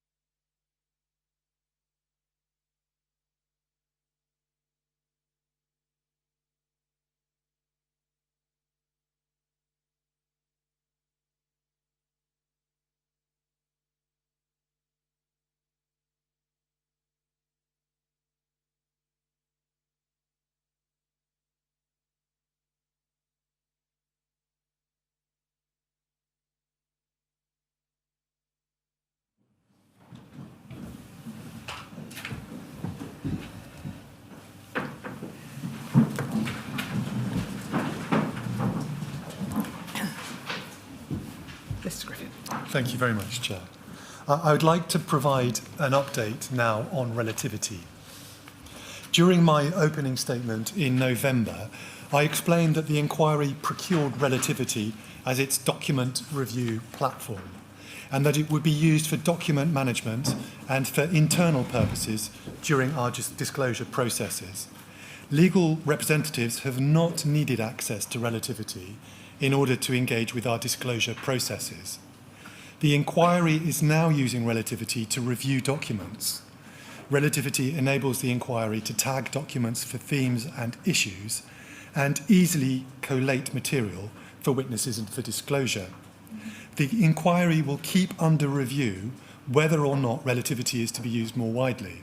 For example, whether limited access should be granted to core participants and their representatives as a means by which to receive and review material disclosed by the inquiry. I'd like now to talk about this hearing, which runs from today up to the 15th of May. The first point to make is that the evidence we will be hearing is introductory. The purpose of this hearing is to introduce important contextual evidence relating to the provision of mental health inpatient care in Essex, and to explore some specific issues concerning the provision of care. In other words, this hearing is setting the scene for the work of the inquiry and the hearings that will come later.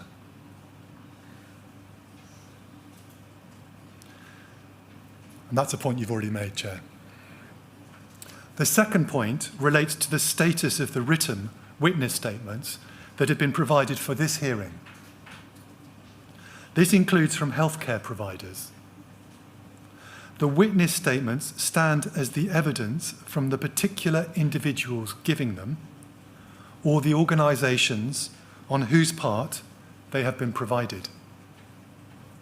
The inclusion of these statements in the written evidence for this hearing does not mean that the inquiry accepts that they are accurate in all regards. In some cases, we already know of inaccuracies. And this evidence will, of course, be augmented by the oral evidence we will be hearing and the points made at a later stage, including in later hearings. The third and final preliminary point is this. We are at an early stage in an inquisitorial process. Core participants and their lawyers are not, at this stage, committing themselves to a particular stance by suggesting questions to the counsel team to be asked, by making submissions, or in any other way. It may be that as more evidence is provided, different points will emerge, and the points they and the inquiry wish to advance will evolve or change completely. New points will inevitably arise. That is understood. At this hearing, we are setting the foundations for the evidence to follow, and core participants and their lawyers will have the opportunity in the future to revisit the issues raised. Moving now to the timetable. The inquiry will sit on Mondays to Thursdays during the hearing, however will not sit on Bank Holiday Monday the 5th of May, nor on Wednesday the 7th of May. We'll generally start our hearings at 10 a.m. and finish by 4:30 p.m. There'll be a short break in the morning and in the afternoon, in which teas and coffees will be provided free of charge for those who are attending. There'll be a 1-hour break for lunch, which will normally be at around 1 to 2 o'clock. Chair, we'll be flexible with all of our timings, as is appropriate for an inquiry of this nature. Our hearings are taking place here at Arundel House in London.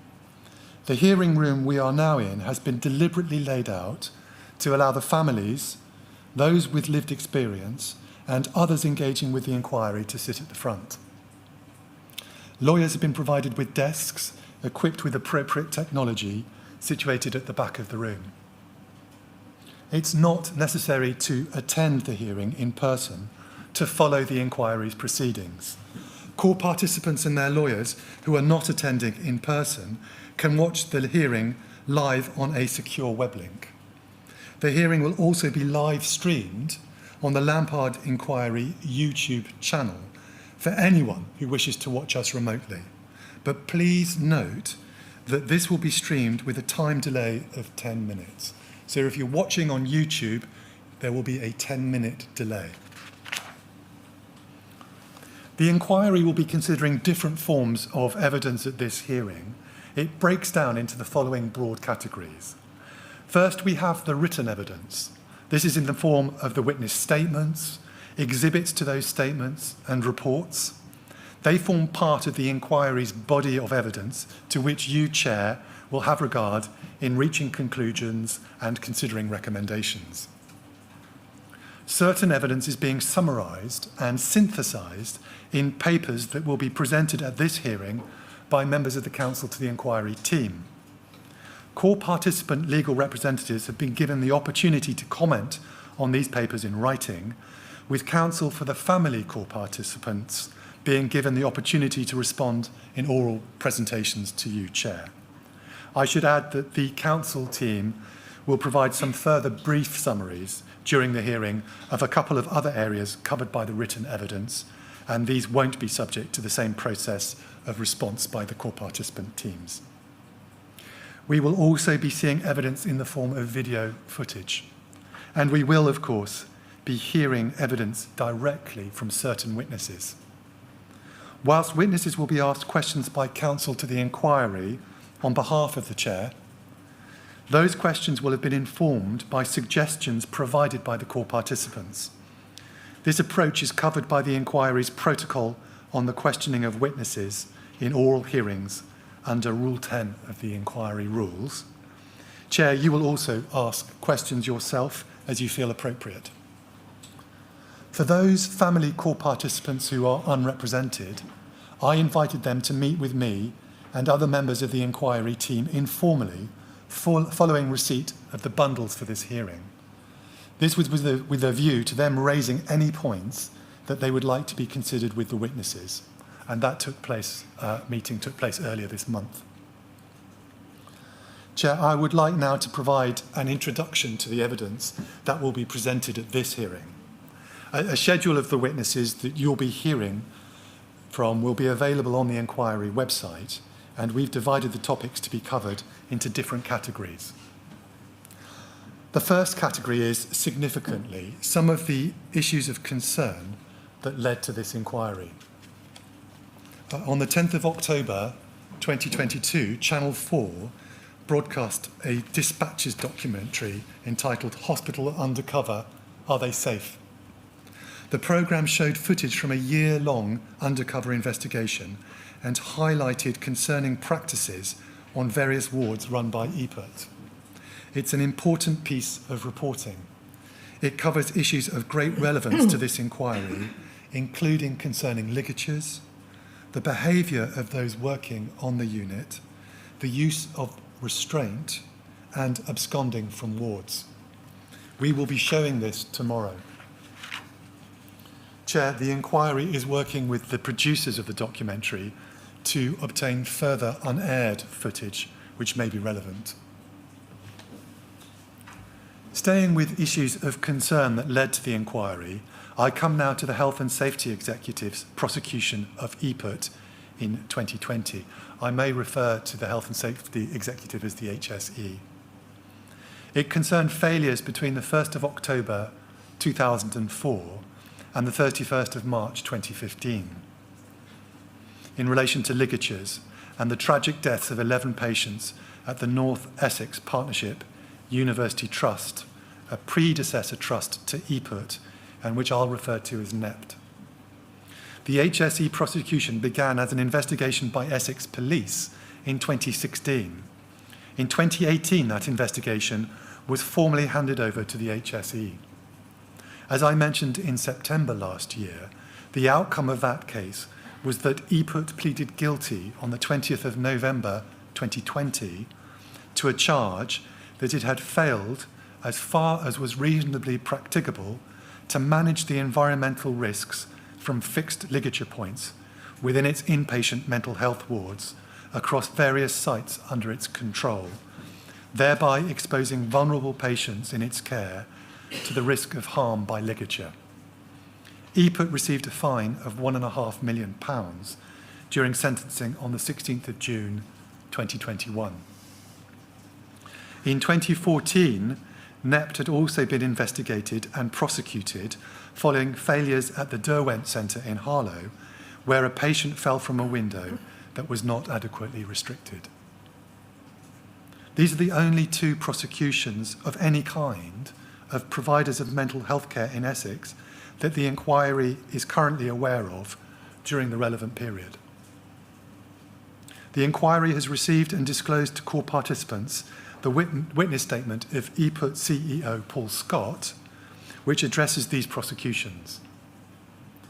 The inquiry will be hearing from the HSE's Director of Regulation, Jane Lassie. She will explain how the HSE works in partnership with co-regulators to inspect, investigate, and where necessary to take enforcement action. The HSE is the national independent regulator for health and safety in the workplace. This includes private or publicly owned health and social care settings in Great Britain. As an HSE publication explains, there are many other bodies responsible for regulating different aspects of health and social care. They may be in a better position to respond to patient incidents or complaints. In England, the CQC is the independent regulator for the quality and safety of care. This includes the care provided by the NHS, local authorities, independent providers, and voluntary organisations in registered settings. They are also professional regulatory bodies who aim to ensure proper standards are maintained by health and social care professionals and act when they are not. Ms. Lassie will explain where the HSE fits in this picture. At this stage, it's helpful to look at two of the slides provided with the King's Fund presentation. And Amanda, would you put up slide 23, please?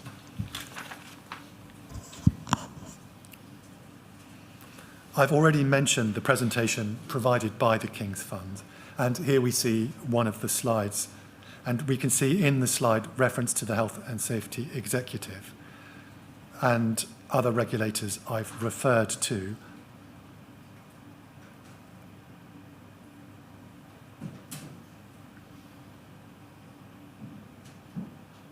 And they include the Parliamentary and Health Service Ombudsman. I'll come on to talk about him in a moment.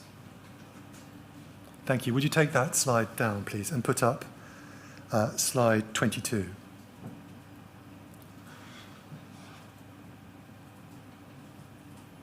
So the former slide was non-NHS regulatory and investigatory bodies, and here we see NHS regulatory and investigatory bodies. We can see the CQC at the bottom, as well as bodies such as the Health Services Safety Investigations Body.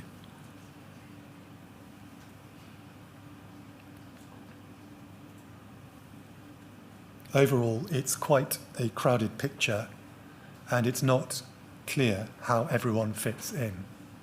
Would you take that down, please? Consequently, the inquiry is interested in the multiplicity of regulators and other relevant bodies operating within the sector. Questions arising may include, to what extent were there uncertainties about jurisdiction between these various bodies? Did some incidents fall through the gaps between them? And what certainty do we have now that inpatient deaths are always being properly investigated and, where necessary, prosecuted?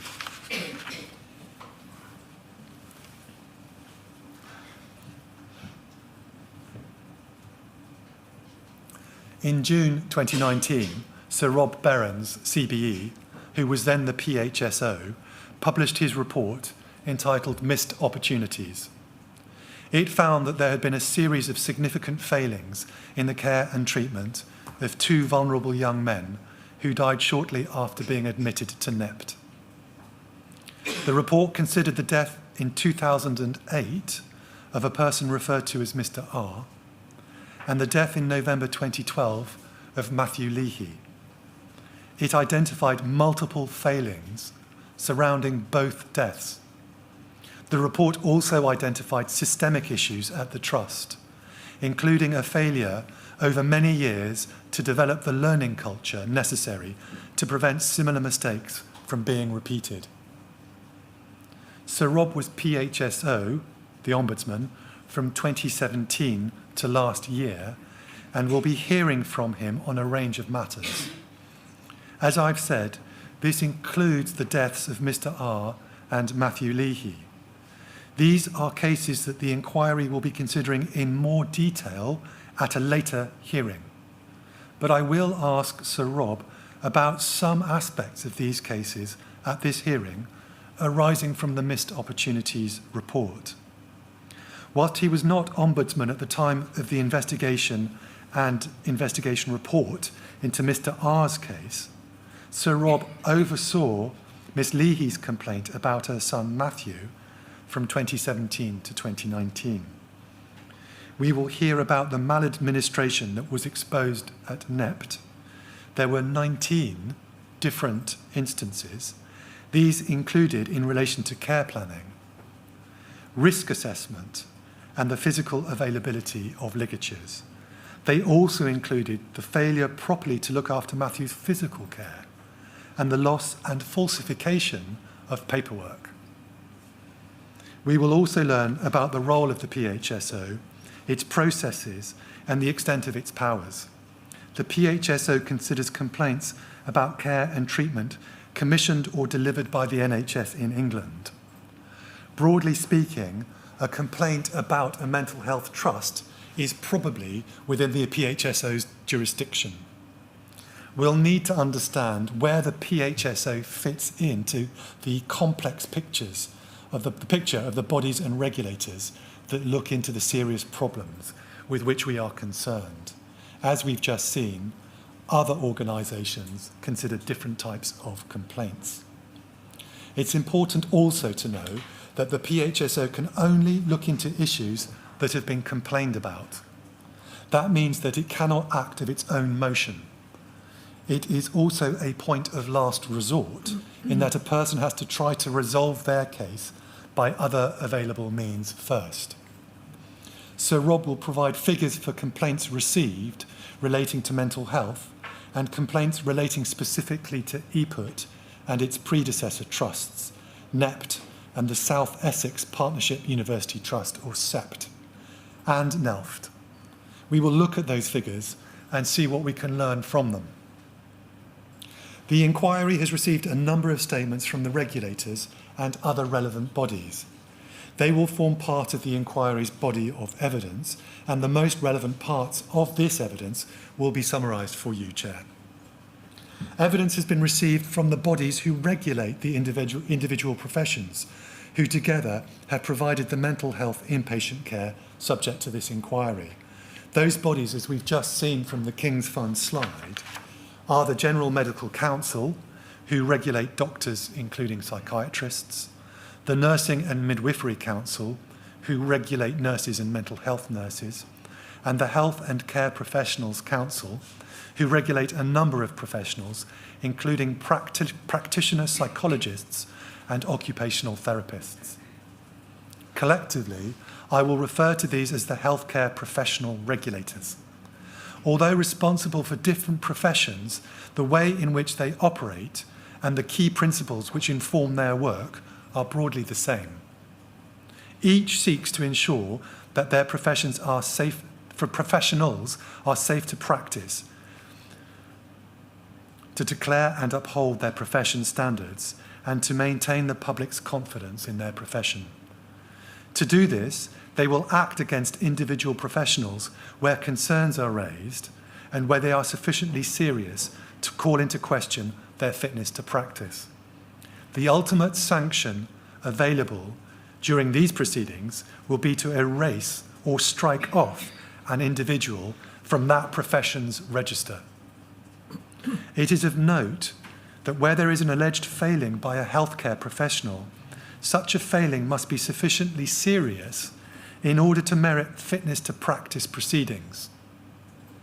Further, their jurisdiction only extends to their respective individual profession, and they are not designed to deal with cases where failings are said to span a number of professions, or where failings are systemic rather than individual. The inquiry has sought details from each of the healthcare professional regulators of cases against trusts which are linked to the provision of mental health inpatient care. Although there have been challenges in obtaining historic data, and it is currently incomplete, initial responses indicate the following. At the GMC, the General Medical Council, a review of cases since the 1st of April 2006 has identified 29 complaints or concerns in respect of doctors. None of these have to date resulted in any action being taken against the registered doctors concerned, although some remain subject to ongoing investigation. A number of cases fell short of the threshold for investigation where concerns were not considered sufficiently serious or were not considered to be directed against an individual doctor, but rather concerned overall care. The NMC, Nursing and Midwifery Council.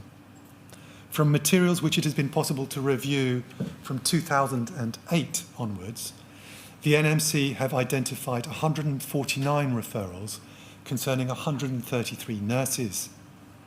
146 received an initial assessment, and this has resulted in 65 cases being closed at initial screening and 81 progressing for further investigation.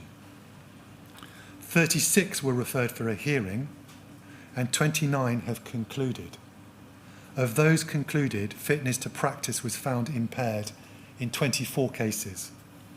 There have been 4 cautions, 4 orders for conditions of practice, 13 suspensions, and 6 orders for striking off. 24 cases remain open. The HCPC, Health and Care Professionals Council. From the data available from 2003, there have been referrals concerning 12 professionals, 8 psychologists, and 2 occupational therapists. This has resulted in one case where the registrant was voluntarily removed from the register on health grounds, and 11 cases which were closed without referral to fitness to practice proceedings. The information so far underlines the high threshold for taking action against individual healthcare professionals.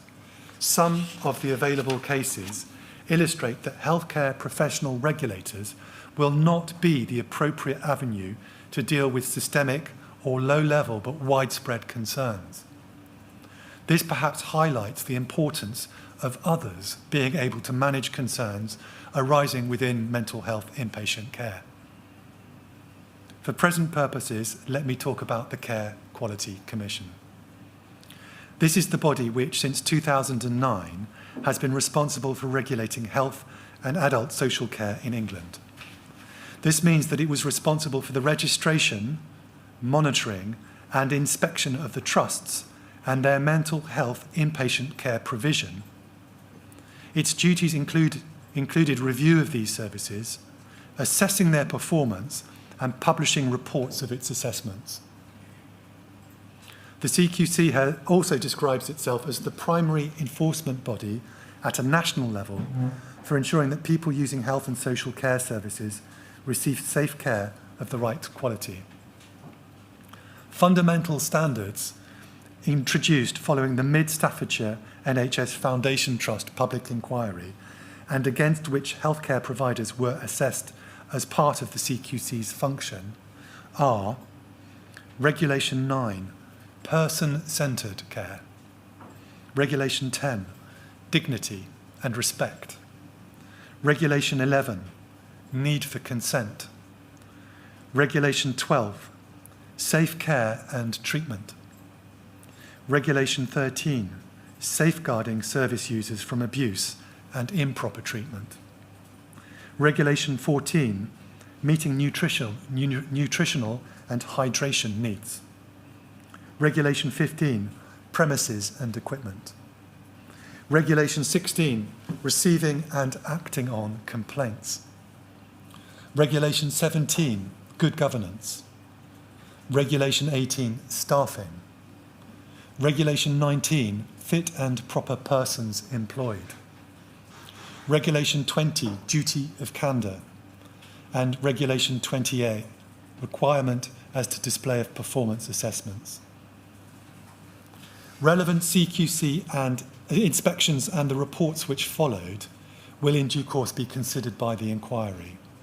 Recent inspections included the May 2023 assessment, which downgraded the rating of EPUT adult mental health wards and psychiatric care units to inadequate, and a July 2023 report following an inspection between November 2022 and January 2023, which gave EPUT a rating of requires improvement.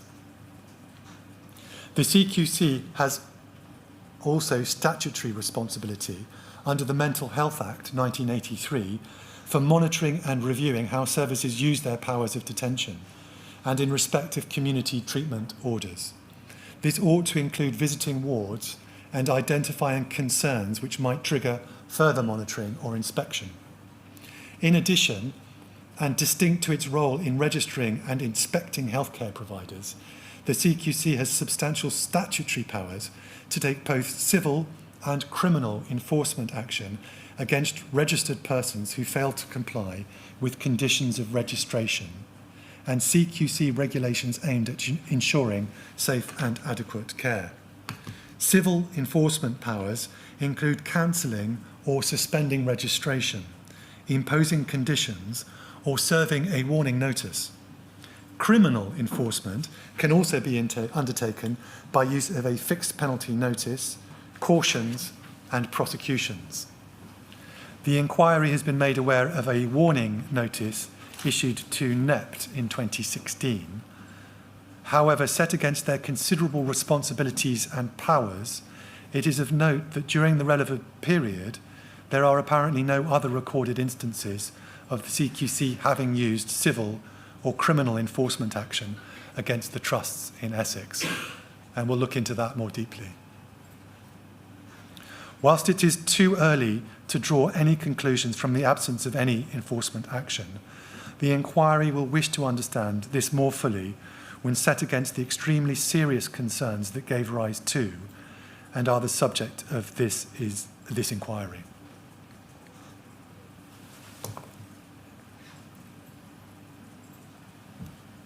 Chair, I turn now to the topic of ligature and absconsion, incident, information and data. I've already highlighted the considerable concern regarding ligature death that led to the HSE prosecution.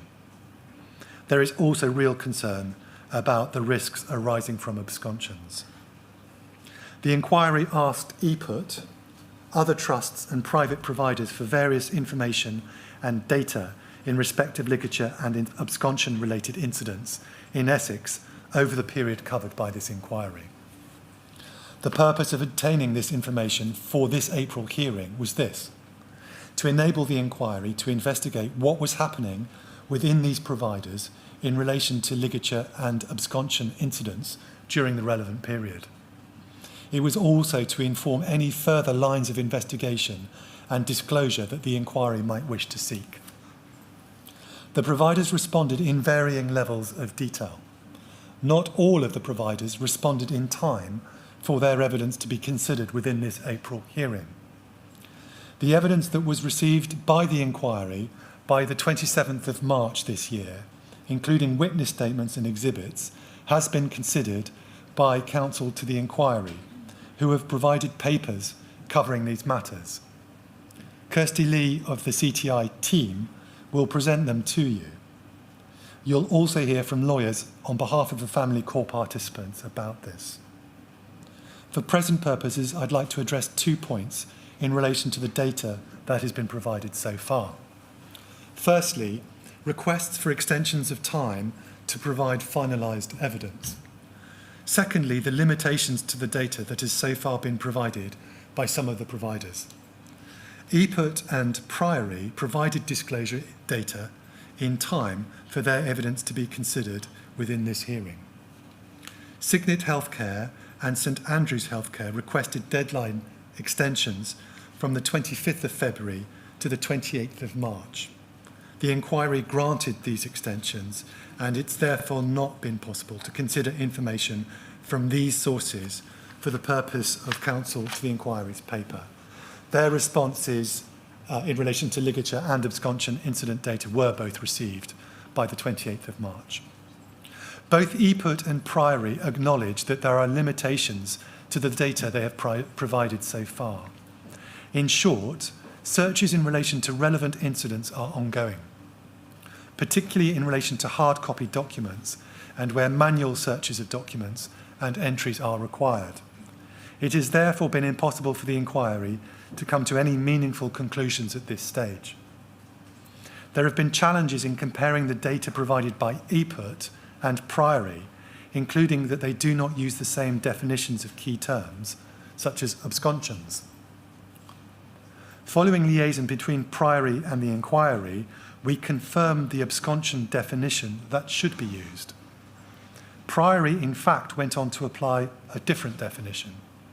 It therefore appears to the inquiry that within the data so far provided by Priory, they have underreported the number of absconsion incidents. Chair, upon receipt of limited and incomplete data, the inquiry originally intended to publish snapshots of that data within the CTI papers, making it clear that no firm conclusions can be drawn from the data at this stage. However, the inquiry has taken on board comments from some core participants regarding concerns that this incomplete data should not be presented at the inquiry, and as such has redacted any reference to any figures from the CTI papers on ligature and absconsion data and the accompanying PowerPoint and oral presentation. The inquiry will consider analysis of the data once it is as complete as it can be. Analysis will be conducted if it's deemed appropriate and likely to assist in fulfilling the inquiry's terms of reference. Chair, the ligature and absconsion data papers conclude by setting out suggested next steps to the inquiry. This includes any clarifications that are required and potential further lines of investigation that the inquiry may wish to consider, in line with the terms of reference and list of issues. Inquests, adverse findings and prevention of future deaths reports is another area which will be summarised in a presentation by counsel to the inquiry, and about which, Chair, you'll hear from lawyers on behalf of the family court participants. The paper prepared by counsel to the inquiry provides a general overview of inquests and the coronial process.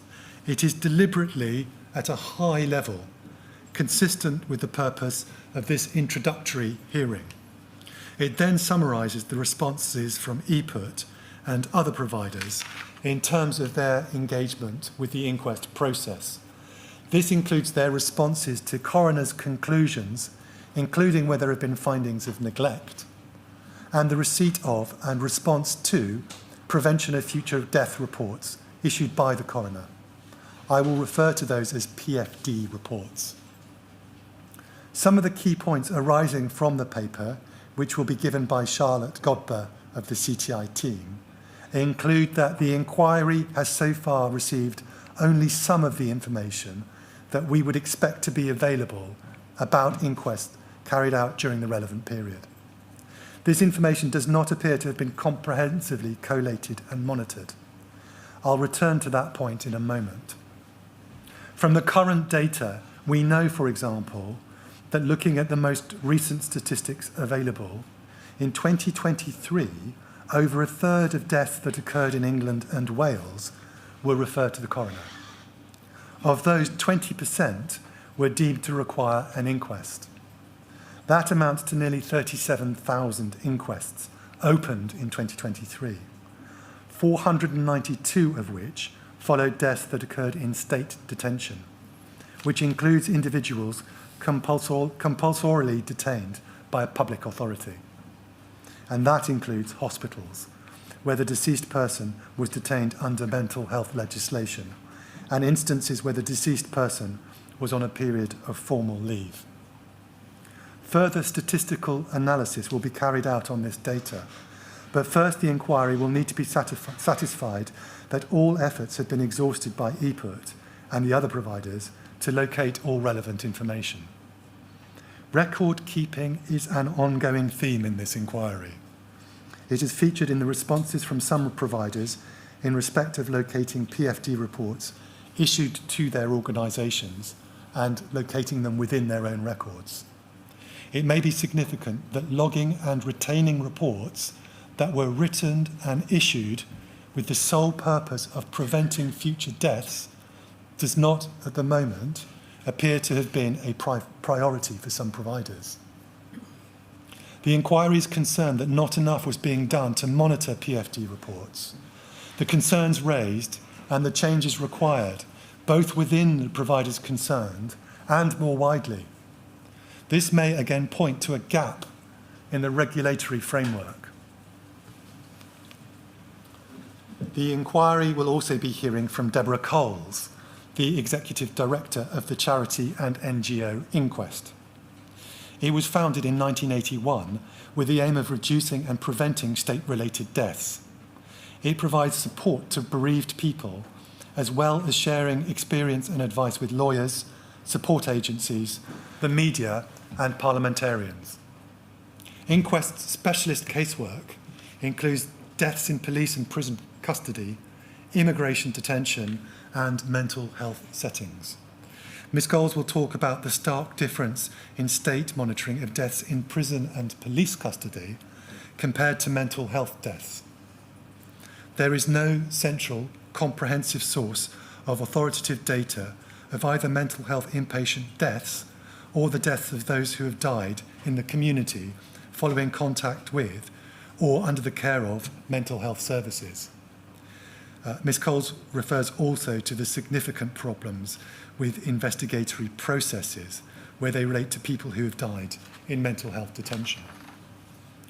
Inquest takes on cases across England and Wales. Since 1981, they've worked on 1,843 mental health-related cases.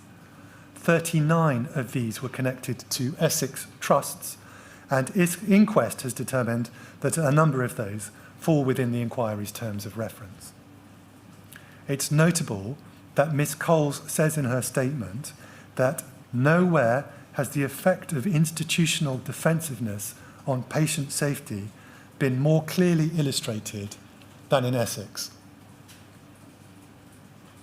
Chair, the inquiry has the King's Fund presentation, which I've mentioned already, and it covers the national legislative and regulatory landscape for the provision of NHS mental health inpatient care during the relevant period. We will also be hearing about relevant local structures and services in Essex. This is another of the sections of the evidence that will be summarised for you in a presentation by counsel to the inquiry, and about which you will hear from lawyers on behalf of the family core participants. The CTI presentation will be given by CTI member Dr. Tabo Elozue, and it will provide an overview of what the inquiry has learned from the evidence that we've received so far about the type of mental health services that were delivered to inpatients under the care of the Essex NHS trusts, the locations where those services were delivered, and the providers that were responsible for delivering them. The inquiry's terms of reference are focused on the inpatient care delivered by NHS trusts in Essex. We already knew those trusts included EPUT and NELFT. We have learned that it also includes Hertfordshire Partnership University NHS Foundation Trust. I'll refer to it as HPFT, which has operated specialist inpatient and community learning disability services in North Essex since 2010. This included an inpatient unit in Colchester called Lexton Hospital. The predecessors and previous names of these 3 trusts are identified in the evidence we have received and will be set out in the presentation. The only NHS trusts with inpatient mental health facilities in Essex by the end of the relevant period, so by the end of 2023, were EPERT and HPFT. However, the inquiry must look beyond the inpatient services provided by the Essex NHS trusts. There are elements of the definition of inpatient death in the explanatory note on the terms of reference, which make clear that the scope of the investigation extends beyond them. It encompasses NHS-funded inpatient mental health services delivered by independent providers and by NHS trusts outside Essex, as well as to certain outpatient mental health services provided by the Essex trusts. To date, the inquiry has sent Rule 9 requests for information to 46 different organisations to try to identify all of these services. The recipients include NHS trusts and independent providers from all over the country. We also requested information from the commissioners of NHS services, NHS England, and the Essex Integrated Care Boards. The information obtained has been analysed so that an overview of the data can be presented in an accessible form.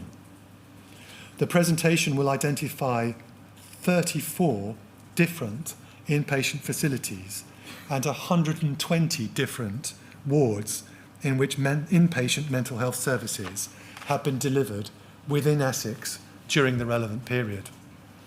It will show how these changed over time, rising to a peak of 27 facilities in 2009 and then reducing to 16 in the final 5 years of that period. And Amanda, would you put up the Essex facilities video at the beginning and pause after 1 second?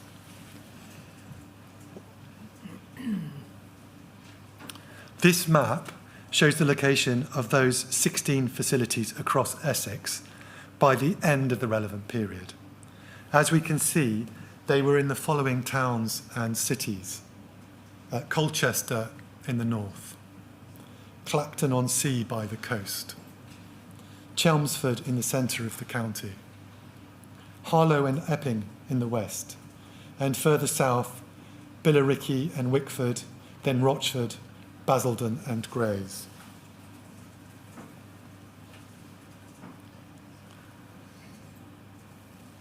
Would you now continue the video and pause it at the end?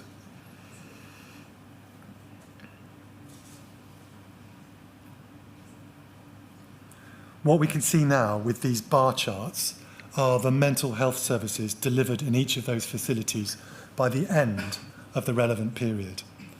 The evidence that we have obtained shows that these are the mental health specialities or bed types that were provided by Essex NHS trusts throughout the relevant period.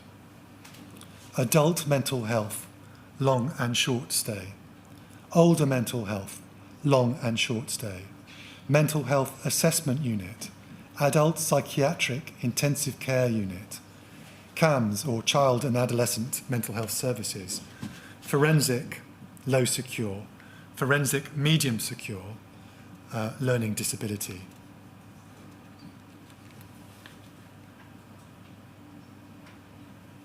Additional bed types which have been added more recently are a mother and baby unit in 2010, a CAMS psychiatric intensive care unit in 2012, and a drug and alcohol detox unit in 2022. On the map, some of these services have been grouped together. For example, adult mental health with adult psychiatric intensive care unit, PICU, as shown on the legend, to make the charts easier to read. The height of the bars reflects the number of beds for each service at each location.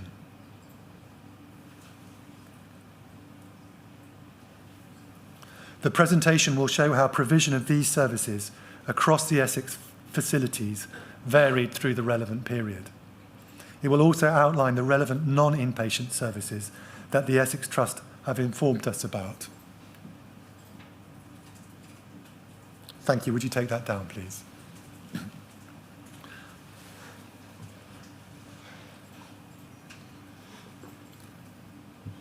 some key specialised inpatient services which have never been delivered by the Essex NHS trusts at any time during the relevant period are specialist eating disorder services, personality disorder services, and high secure forensic services. Essex patients have had to be placed with either independent providers or with NHS trusts outside Essex if they required these services.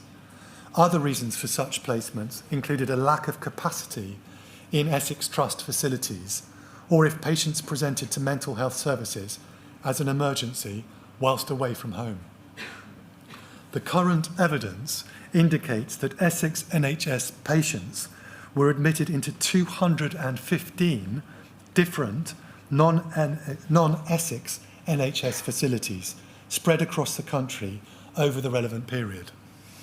As the presentation will explain, this evidence is currently incomplete, so this is very likely to be an underestimate. And Amanda, would you put up the whole country facilities video, please? We can see here a map showing the postcode location and unitary authority region for those 215 mental health facilities alongside the 34 NHS facilities in Essex.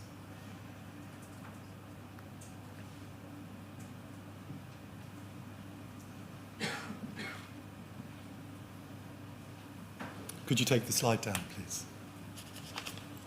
At the moment, the evidence we've received is not sufficient to reach any conclusions about whether and to what extent these placements were appropriate.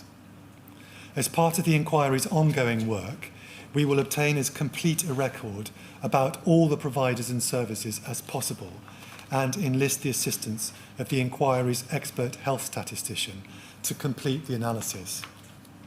This will provide important context to the care received by those within scope of the inquiry's investigations. Moreover, each of the providers will be asked to provide information about any deaths in scope of the inquiry's investigations amongst the patients they treated. Finally, the data may also be used to inform selection of other areas of the country to compare with Essex. Chair, those slides will be part of the papers of Dr. Elozue's presentation and will become available via the inquiry's website. We'll then, Chair, move on to expert evidence obtained by the inquiry. The evidence of Dr. Davidson and Ms. Nelligan seeks to capture the practical considerations of providing mental health inpatient care during the relevant period from a psychiatric and mental health nursing perspective. Whilst both experts approach their evidence through the lens of their respective profession, their reports substantially overlap, and for that reason their evidence will be heard together. Necessarily, both reports are high level and serve as no more than an introduction. Further, there are some areas which are simply too large to incorporate at this stage. One of these is neurodiversity, and an expert will be instructed to prepare a standalone report for consideration at a future hearing on neurodiversity. The Davidson and Nelligan expert evidence gives an overview of what happens when an individual becomes an inpatient and focuses on what good care should look like, where there is a significant degree of consensus within the professions. Given that their reports are addressed at a national level over a 24-year period, they do not seek to explain or apply standards to every aspect of care which they comment on.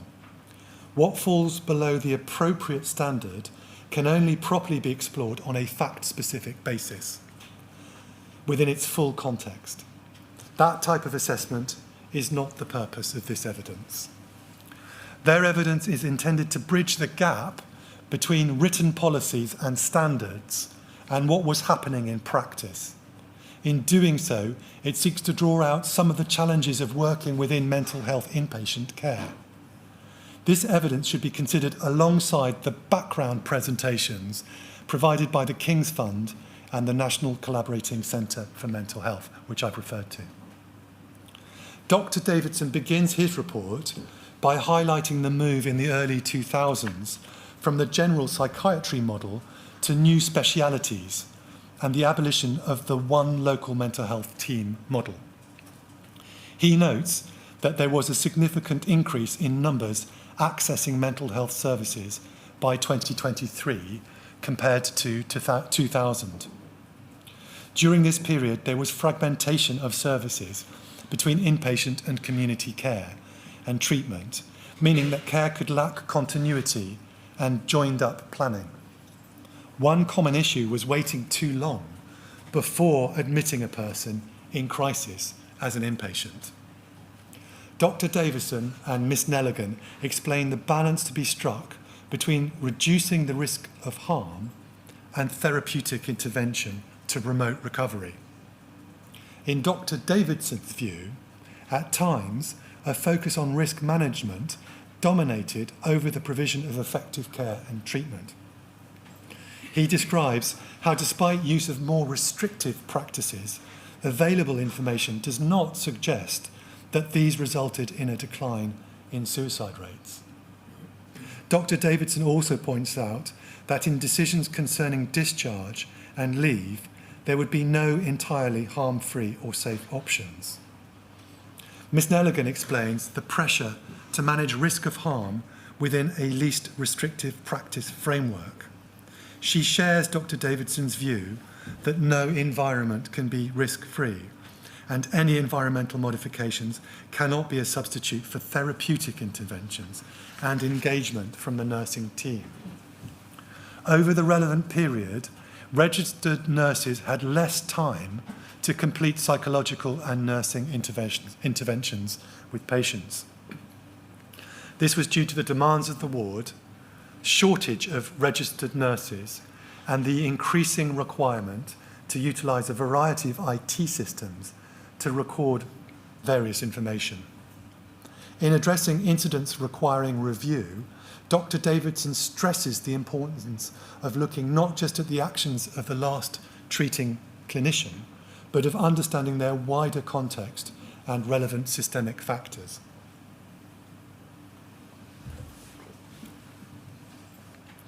At the same time as obtaining evidence from Dr. Davidson and Ms. Nelligan, the inquiry also sought evidence from the main providers of mental health inpatient care in Essex.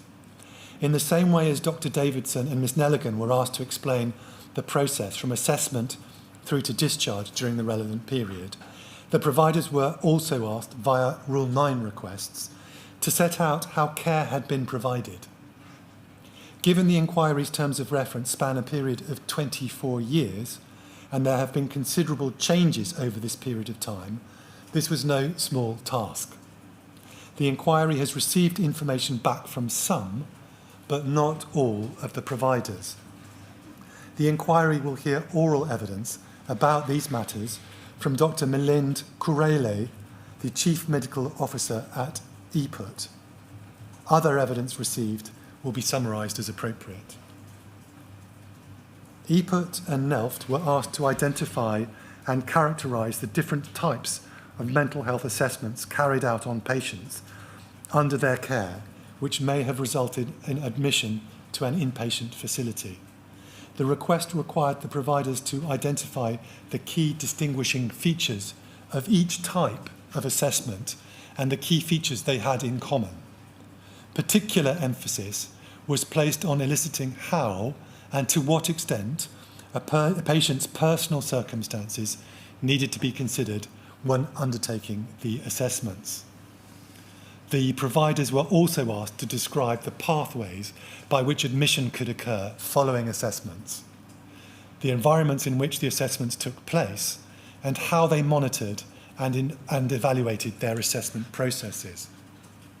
Dr. Corrale's witness statement sets out a clinical overview of assessments, describes the evolution of assessments over the relevant period, and outlines general features of the assessment process. The statement then gives some specific detail about 10 different types of assessment: initial assessments, clinical risk assessments, gatekeeping assessments, Mental Health Act assessments, diagnostic assessments, memory assessments, assessments of neurodivergence, forensic assessments, eating disorder assessments, and psychological assessments. These matters will be explored with Dr. Corrale in his oral evidence. The inquiry's request for information from those providing mental health inpatient care in Essex extended to the inpatient pathway. The inquiry sought a broad explanation of the systems and processes involved in providing mental health inpatient care over the relevant period, from admission right through to discharge. The aim of the inquiry's requests at this stage was to obtain an overview of how those systems and processes were designed and intended to function, rather than to obtain details about specific incidents. The inquiry asked for information about the arrangements in different settings and whether or not there were particular units which had substantially different systems in place. The inquiry also asked for an explanation of the guidance, policies, operational guidelines, etc., in place at the relevant times, and we'll hear from Dr. Corrale about this. We were particularly interested to learn how and to what extent assessments and other decision-making processes were tailored to accommodate diverse patient needs, including adjustments for language, cultural considerations, and specific characteristics such as neurodiversity or physical or cognitive disabilities.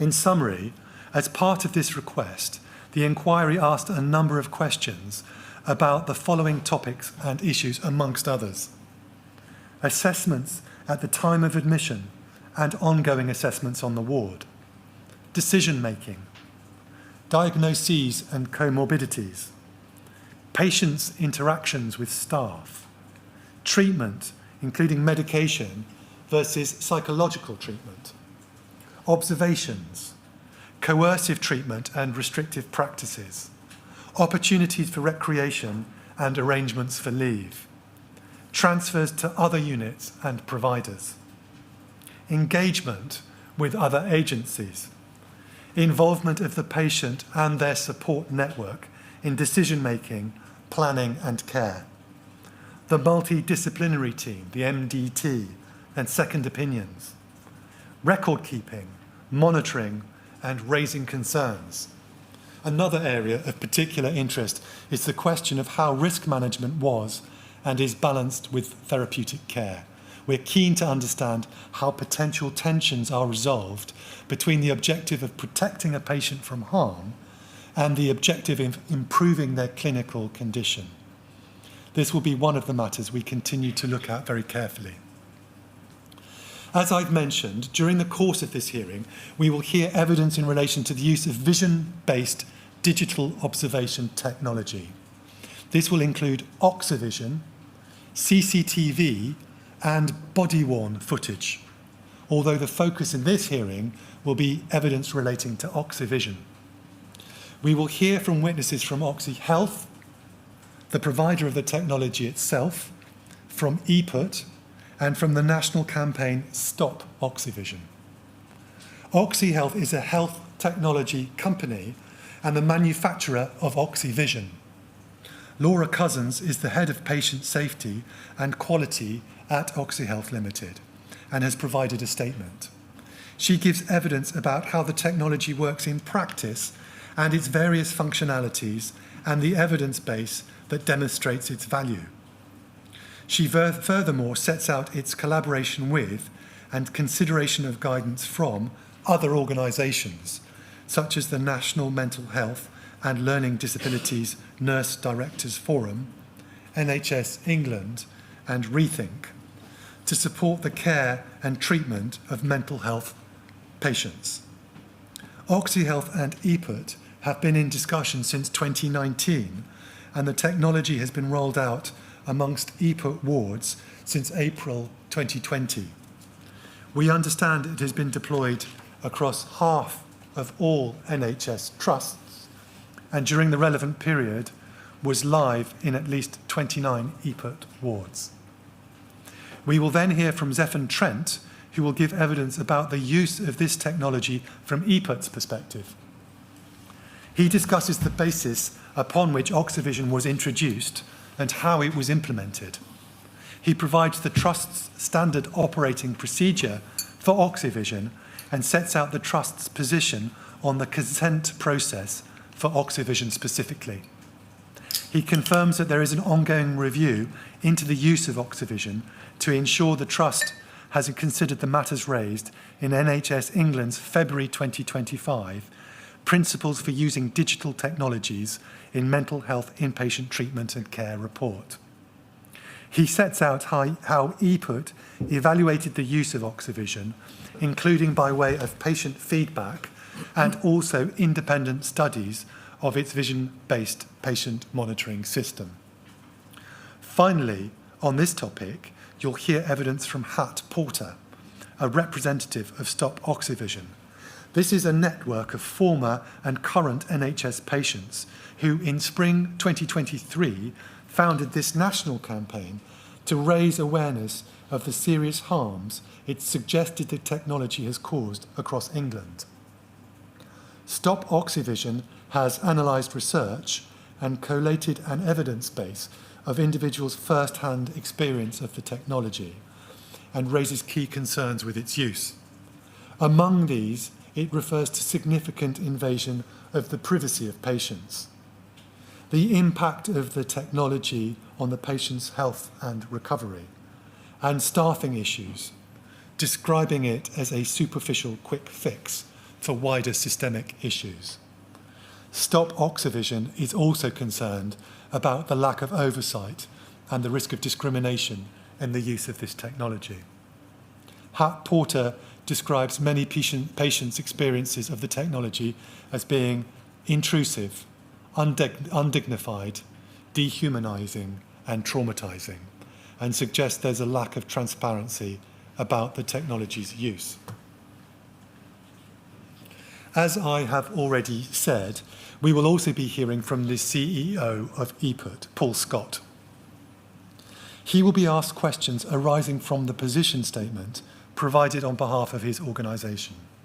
He will not be asked about other matters at this hearing, but he will be invited back to a future hearing when we will have received and heard more evidence and when questions can be directed at more specific and substantive issues. The request issued by the inquiry to EPUT sought a broad, candid narrative providing the Trust's own accounts of events, which acknowledged where things went wrong and explained why those failures occurred. The inquiry made clear that the position statement should reflect the Trust's duty of candour and stated commitment to supporting the inquiry in delivering answers to patients, families and carers, and that they should not simply restate policies or past submissions, but instead offer a clear-eyed assessment of what happened, what went wrong, and what has or has not changed as a result. EPUT was also asked to address a number of specific areas linked to the inquiry's terms of reference, namely EPUT's role and responsibilities, patient care and safety, patient and family engagement, staff management and conduct, leadership, government and culture, incident investigations and responses, and data management and record-keeping practices. Mr. Scott addresses each of the areas I've just outlined. His approach overall is perhaps best summarised by his explanation that, since its creation in 2017, EPUT has focused on efforts to improve care for patients. Much has been achieved, but I also recognise that much remains to be done to improve mental health services, and the work to create a single trust from NEP and SEPT, providing safe and effective care across all of its services, has been challenging.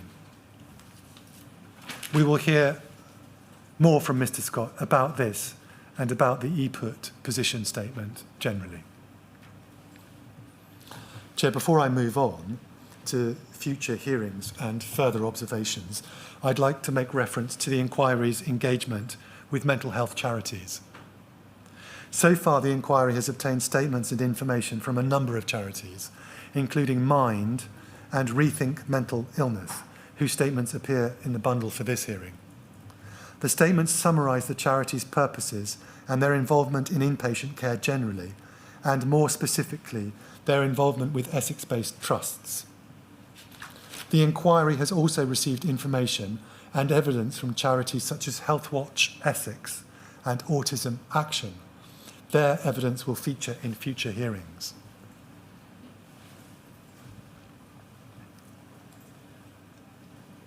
Moving on. Preparations are underway for the next hearing, which runs from the 7th to the 24th of July. The July hearing will include evidence from family members related to the circumstances of those who died whilst under the care of SEPT and NEPT. We will provide further information about the July hearing after the conclusion of this hearing.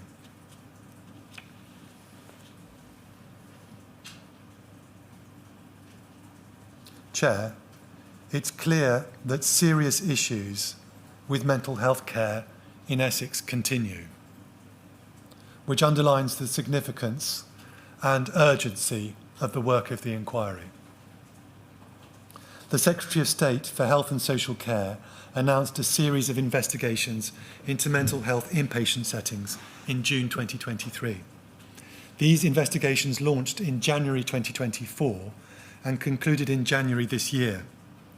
They were conducted by the Health Services Safety Investigations Body, HSIB, and appear to be directly relevant to the work of this inquiry.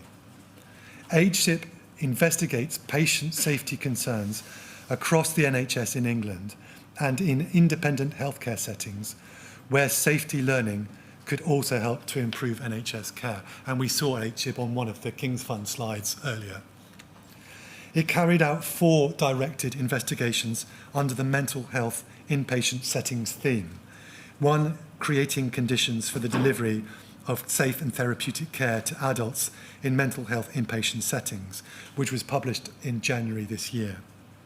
Out-of-area placements, published in November last year. Supporting safe care during the transition from inpatient children and young people's mental health services to adult mental health services, published in December last year. And creating conditions for learning from deaths in mental health inpatient services and when patients die within 30 days of discharge, which was published in January this year. Across the 4 investigation reports, HSIB issued 17 safety recommendations to national bodies. They also made 23 safety observations and included specific learning points for mental health providers and integrated care boards to encourage improvement across health and care locally, regionally and nationally. In summarising their findings, HSIB state that across all 4 investigations, it was clear that patients and families often felt their voice was not heard and that they were not involved in crucial decision-making about care. The reports emphasised that lack of patient and family involvement often contributes to psychological and physical harm. Patients are regularly cared for in environments which are deemed not to be therapeutic and do not meet their needs. Collaboration between services was found to be an ongoing concern. The inquiry notes the findings of HSIB, which are on a national basis, and will be considering these reports as part of its own investigations. Chair, it was only last month that the area coroner for Essex issued a prevention of future deaths report to EPUT that is also of considerable relevance to the inquiry. This was in relation to a tragic death towards the end of 2023. It followed an inquest in which the coroner recorded that the deceased took their own life in the context of multiple failures in the care, management and treatment provided to them by EPUT, and that those serious failings amounted to neglect. The Prevention of Future Death report listed failures in care planning, documentation, risk assessments, the allocation of a care coordinator, communication, and discharge planning and execution. an inquest into a further relevant and equally tragic death that also occurred in 2023 concluded last month with a further finding of neglect. The coroner found that the deceased's deteriorating mental health, that included recent overdose, suicidal thoughts and plans, remained untreated. The deceased had made multiple contacts requesting a review in the 2 months prior to their death and did not have the required mental health risk assessments or a medication review, and the coroner found this contributed to their death by neglect. These are all issues that the inquiry is investigating to varying degrees. And worryingly, there are other relevant recent inquests in which there have been findings of neglect. Furthermore, the inquiry is aware of deaths occurring in 2024 and even this year, which appear to raise similar issues. Chair, the inquiry was deeply sad to note a death as recently as last Tuesday, the 22nd of April.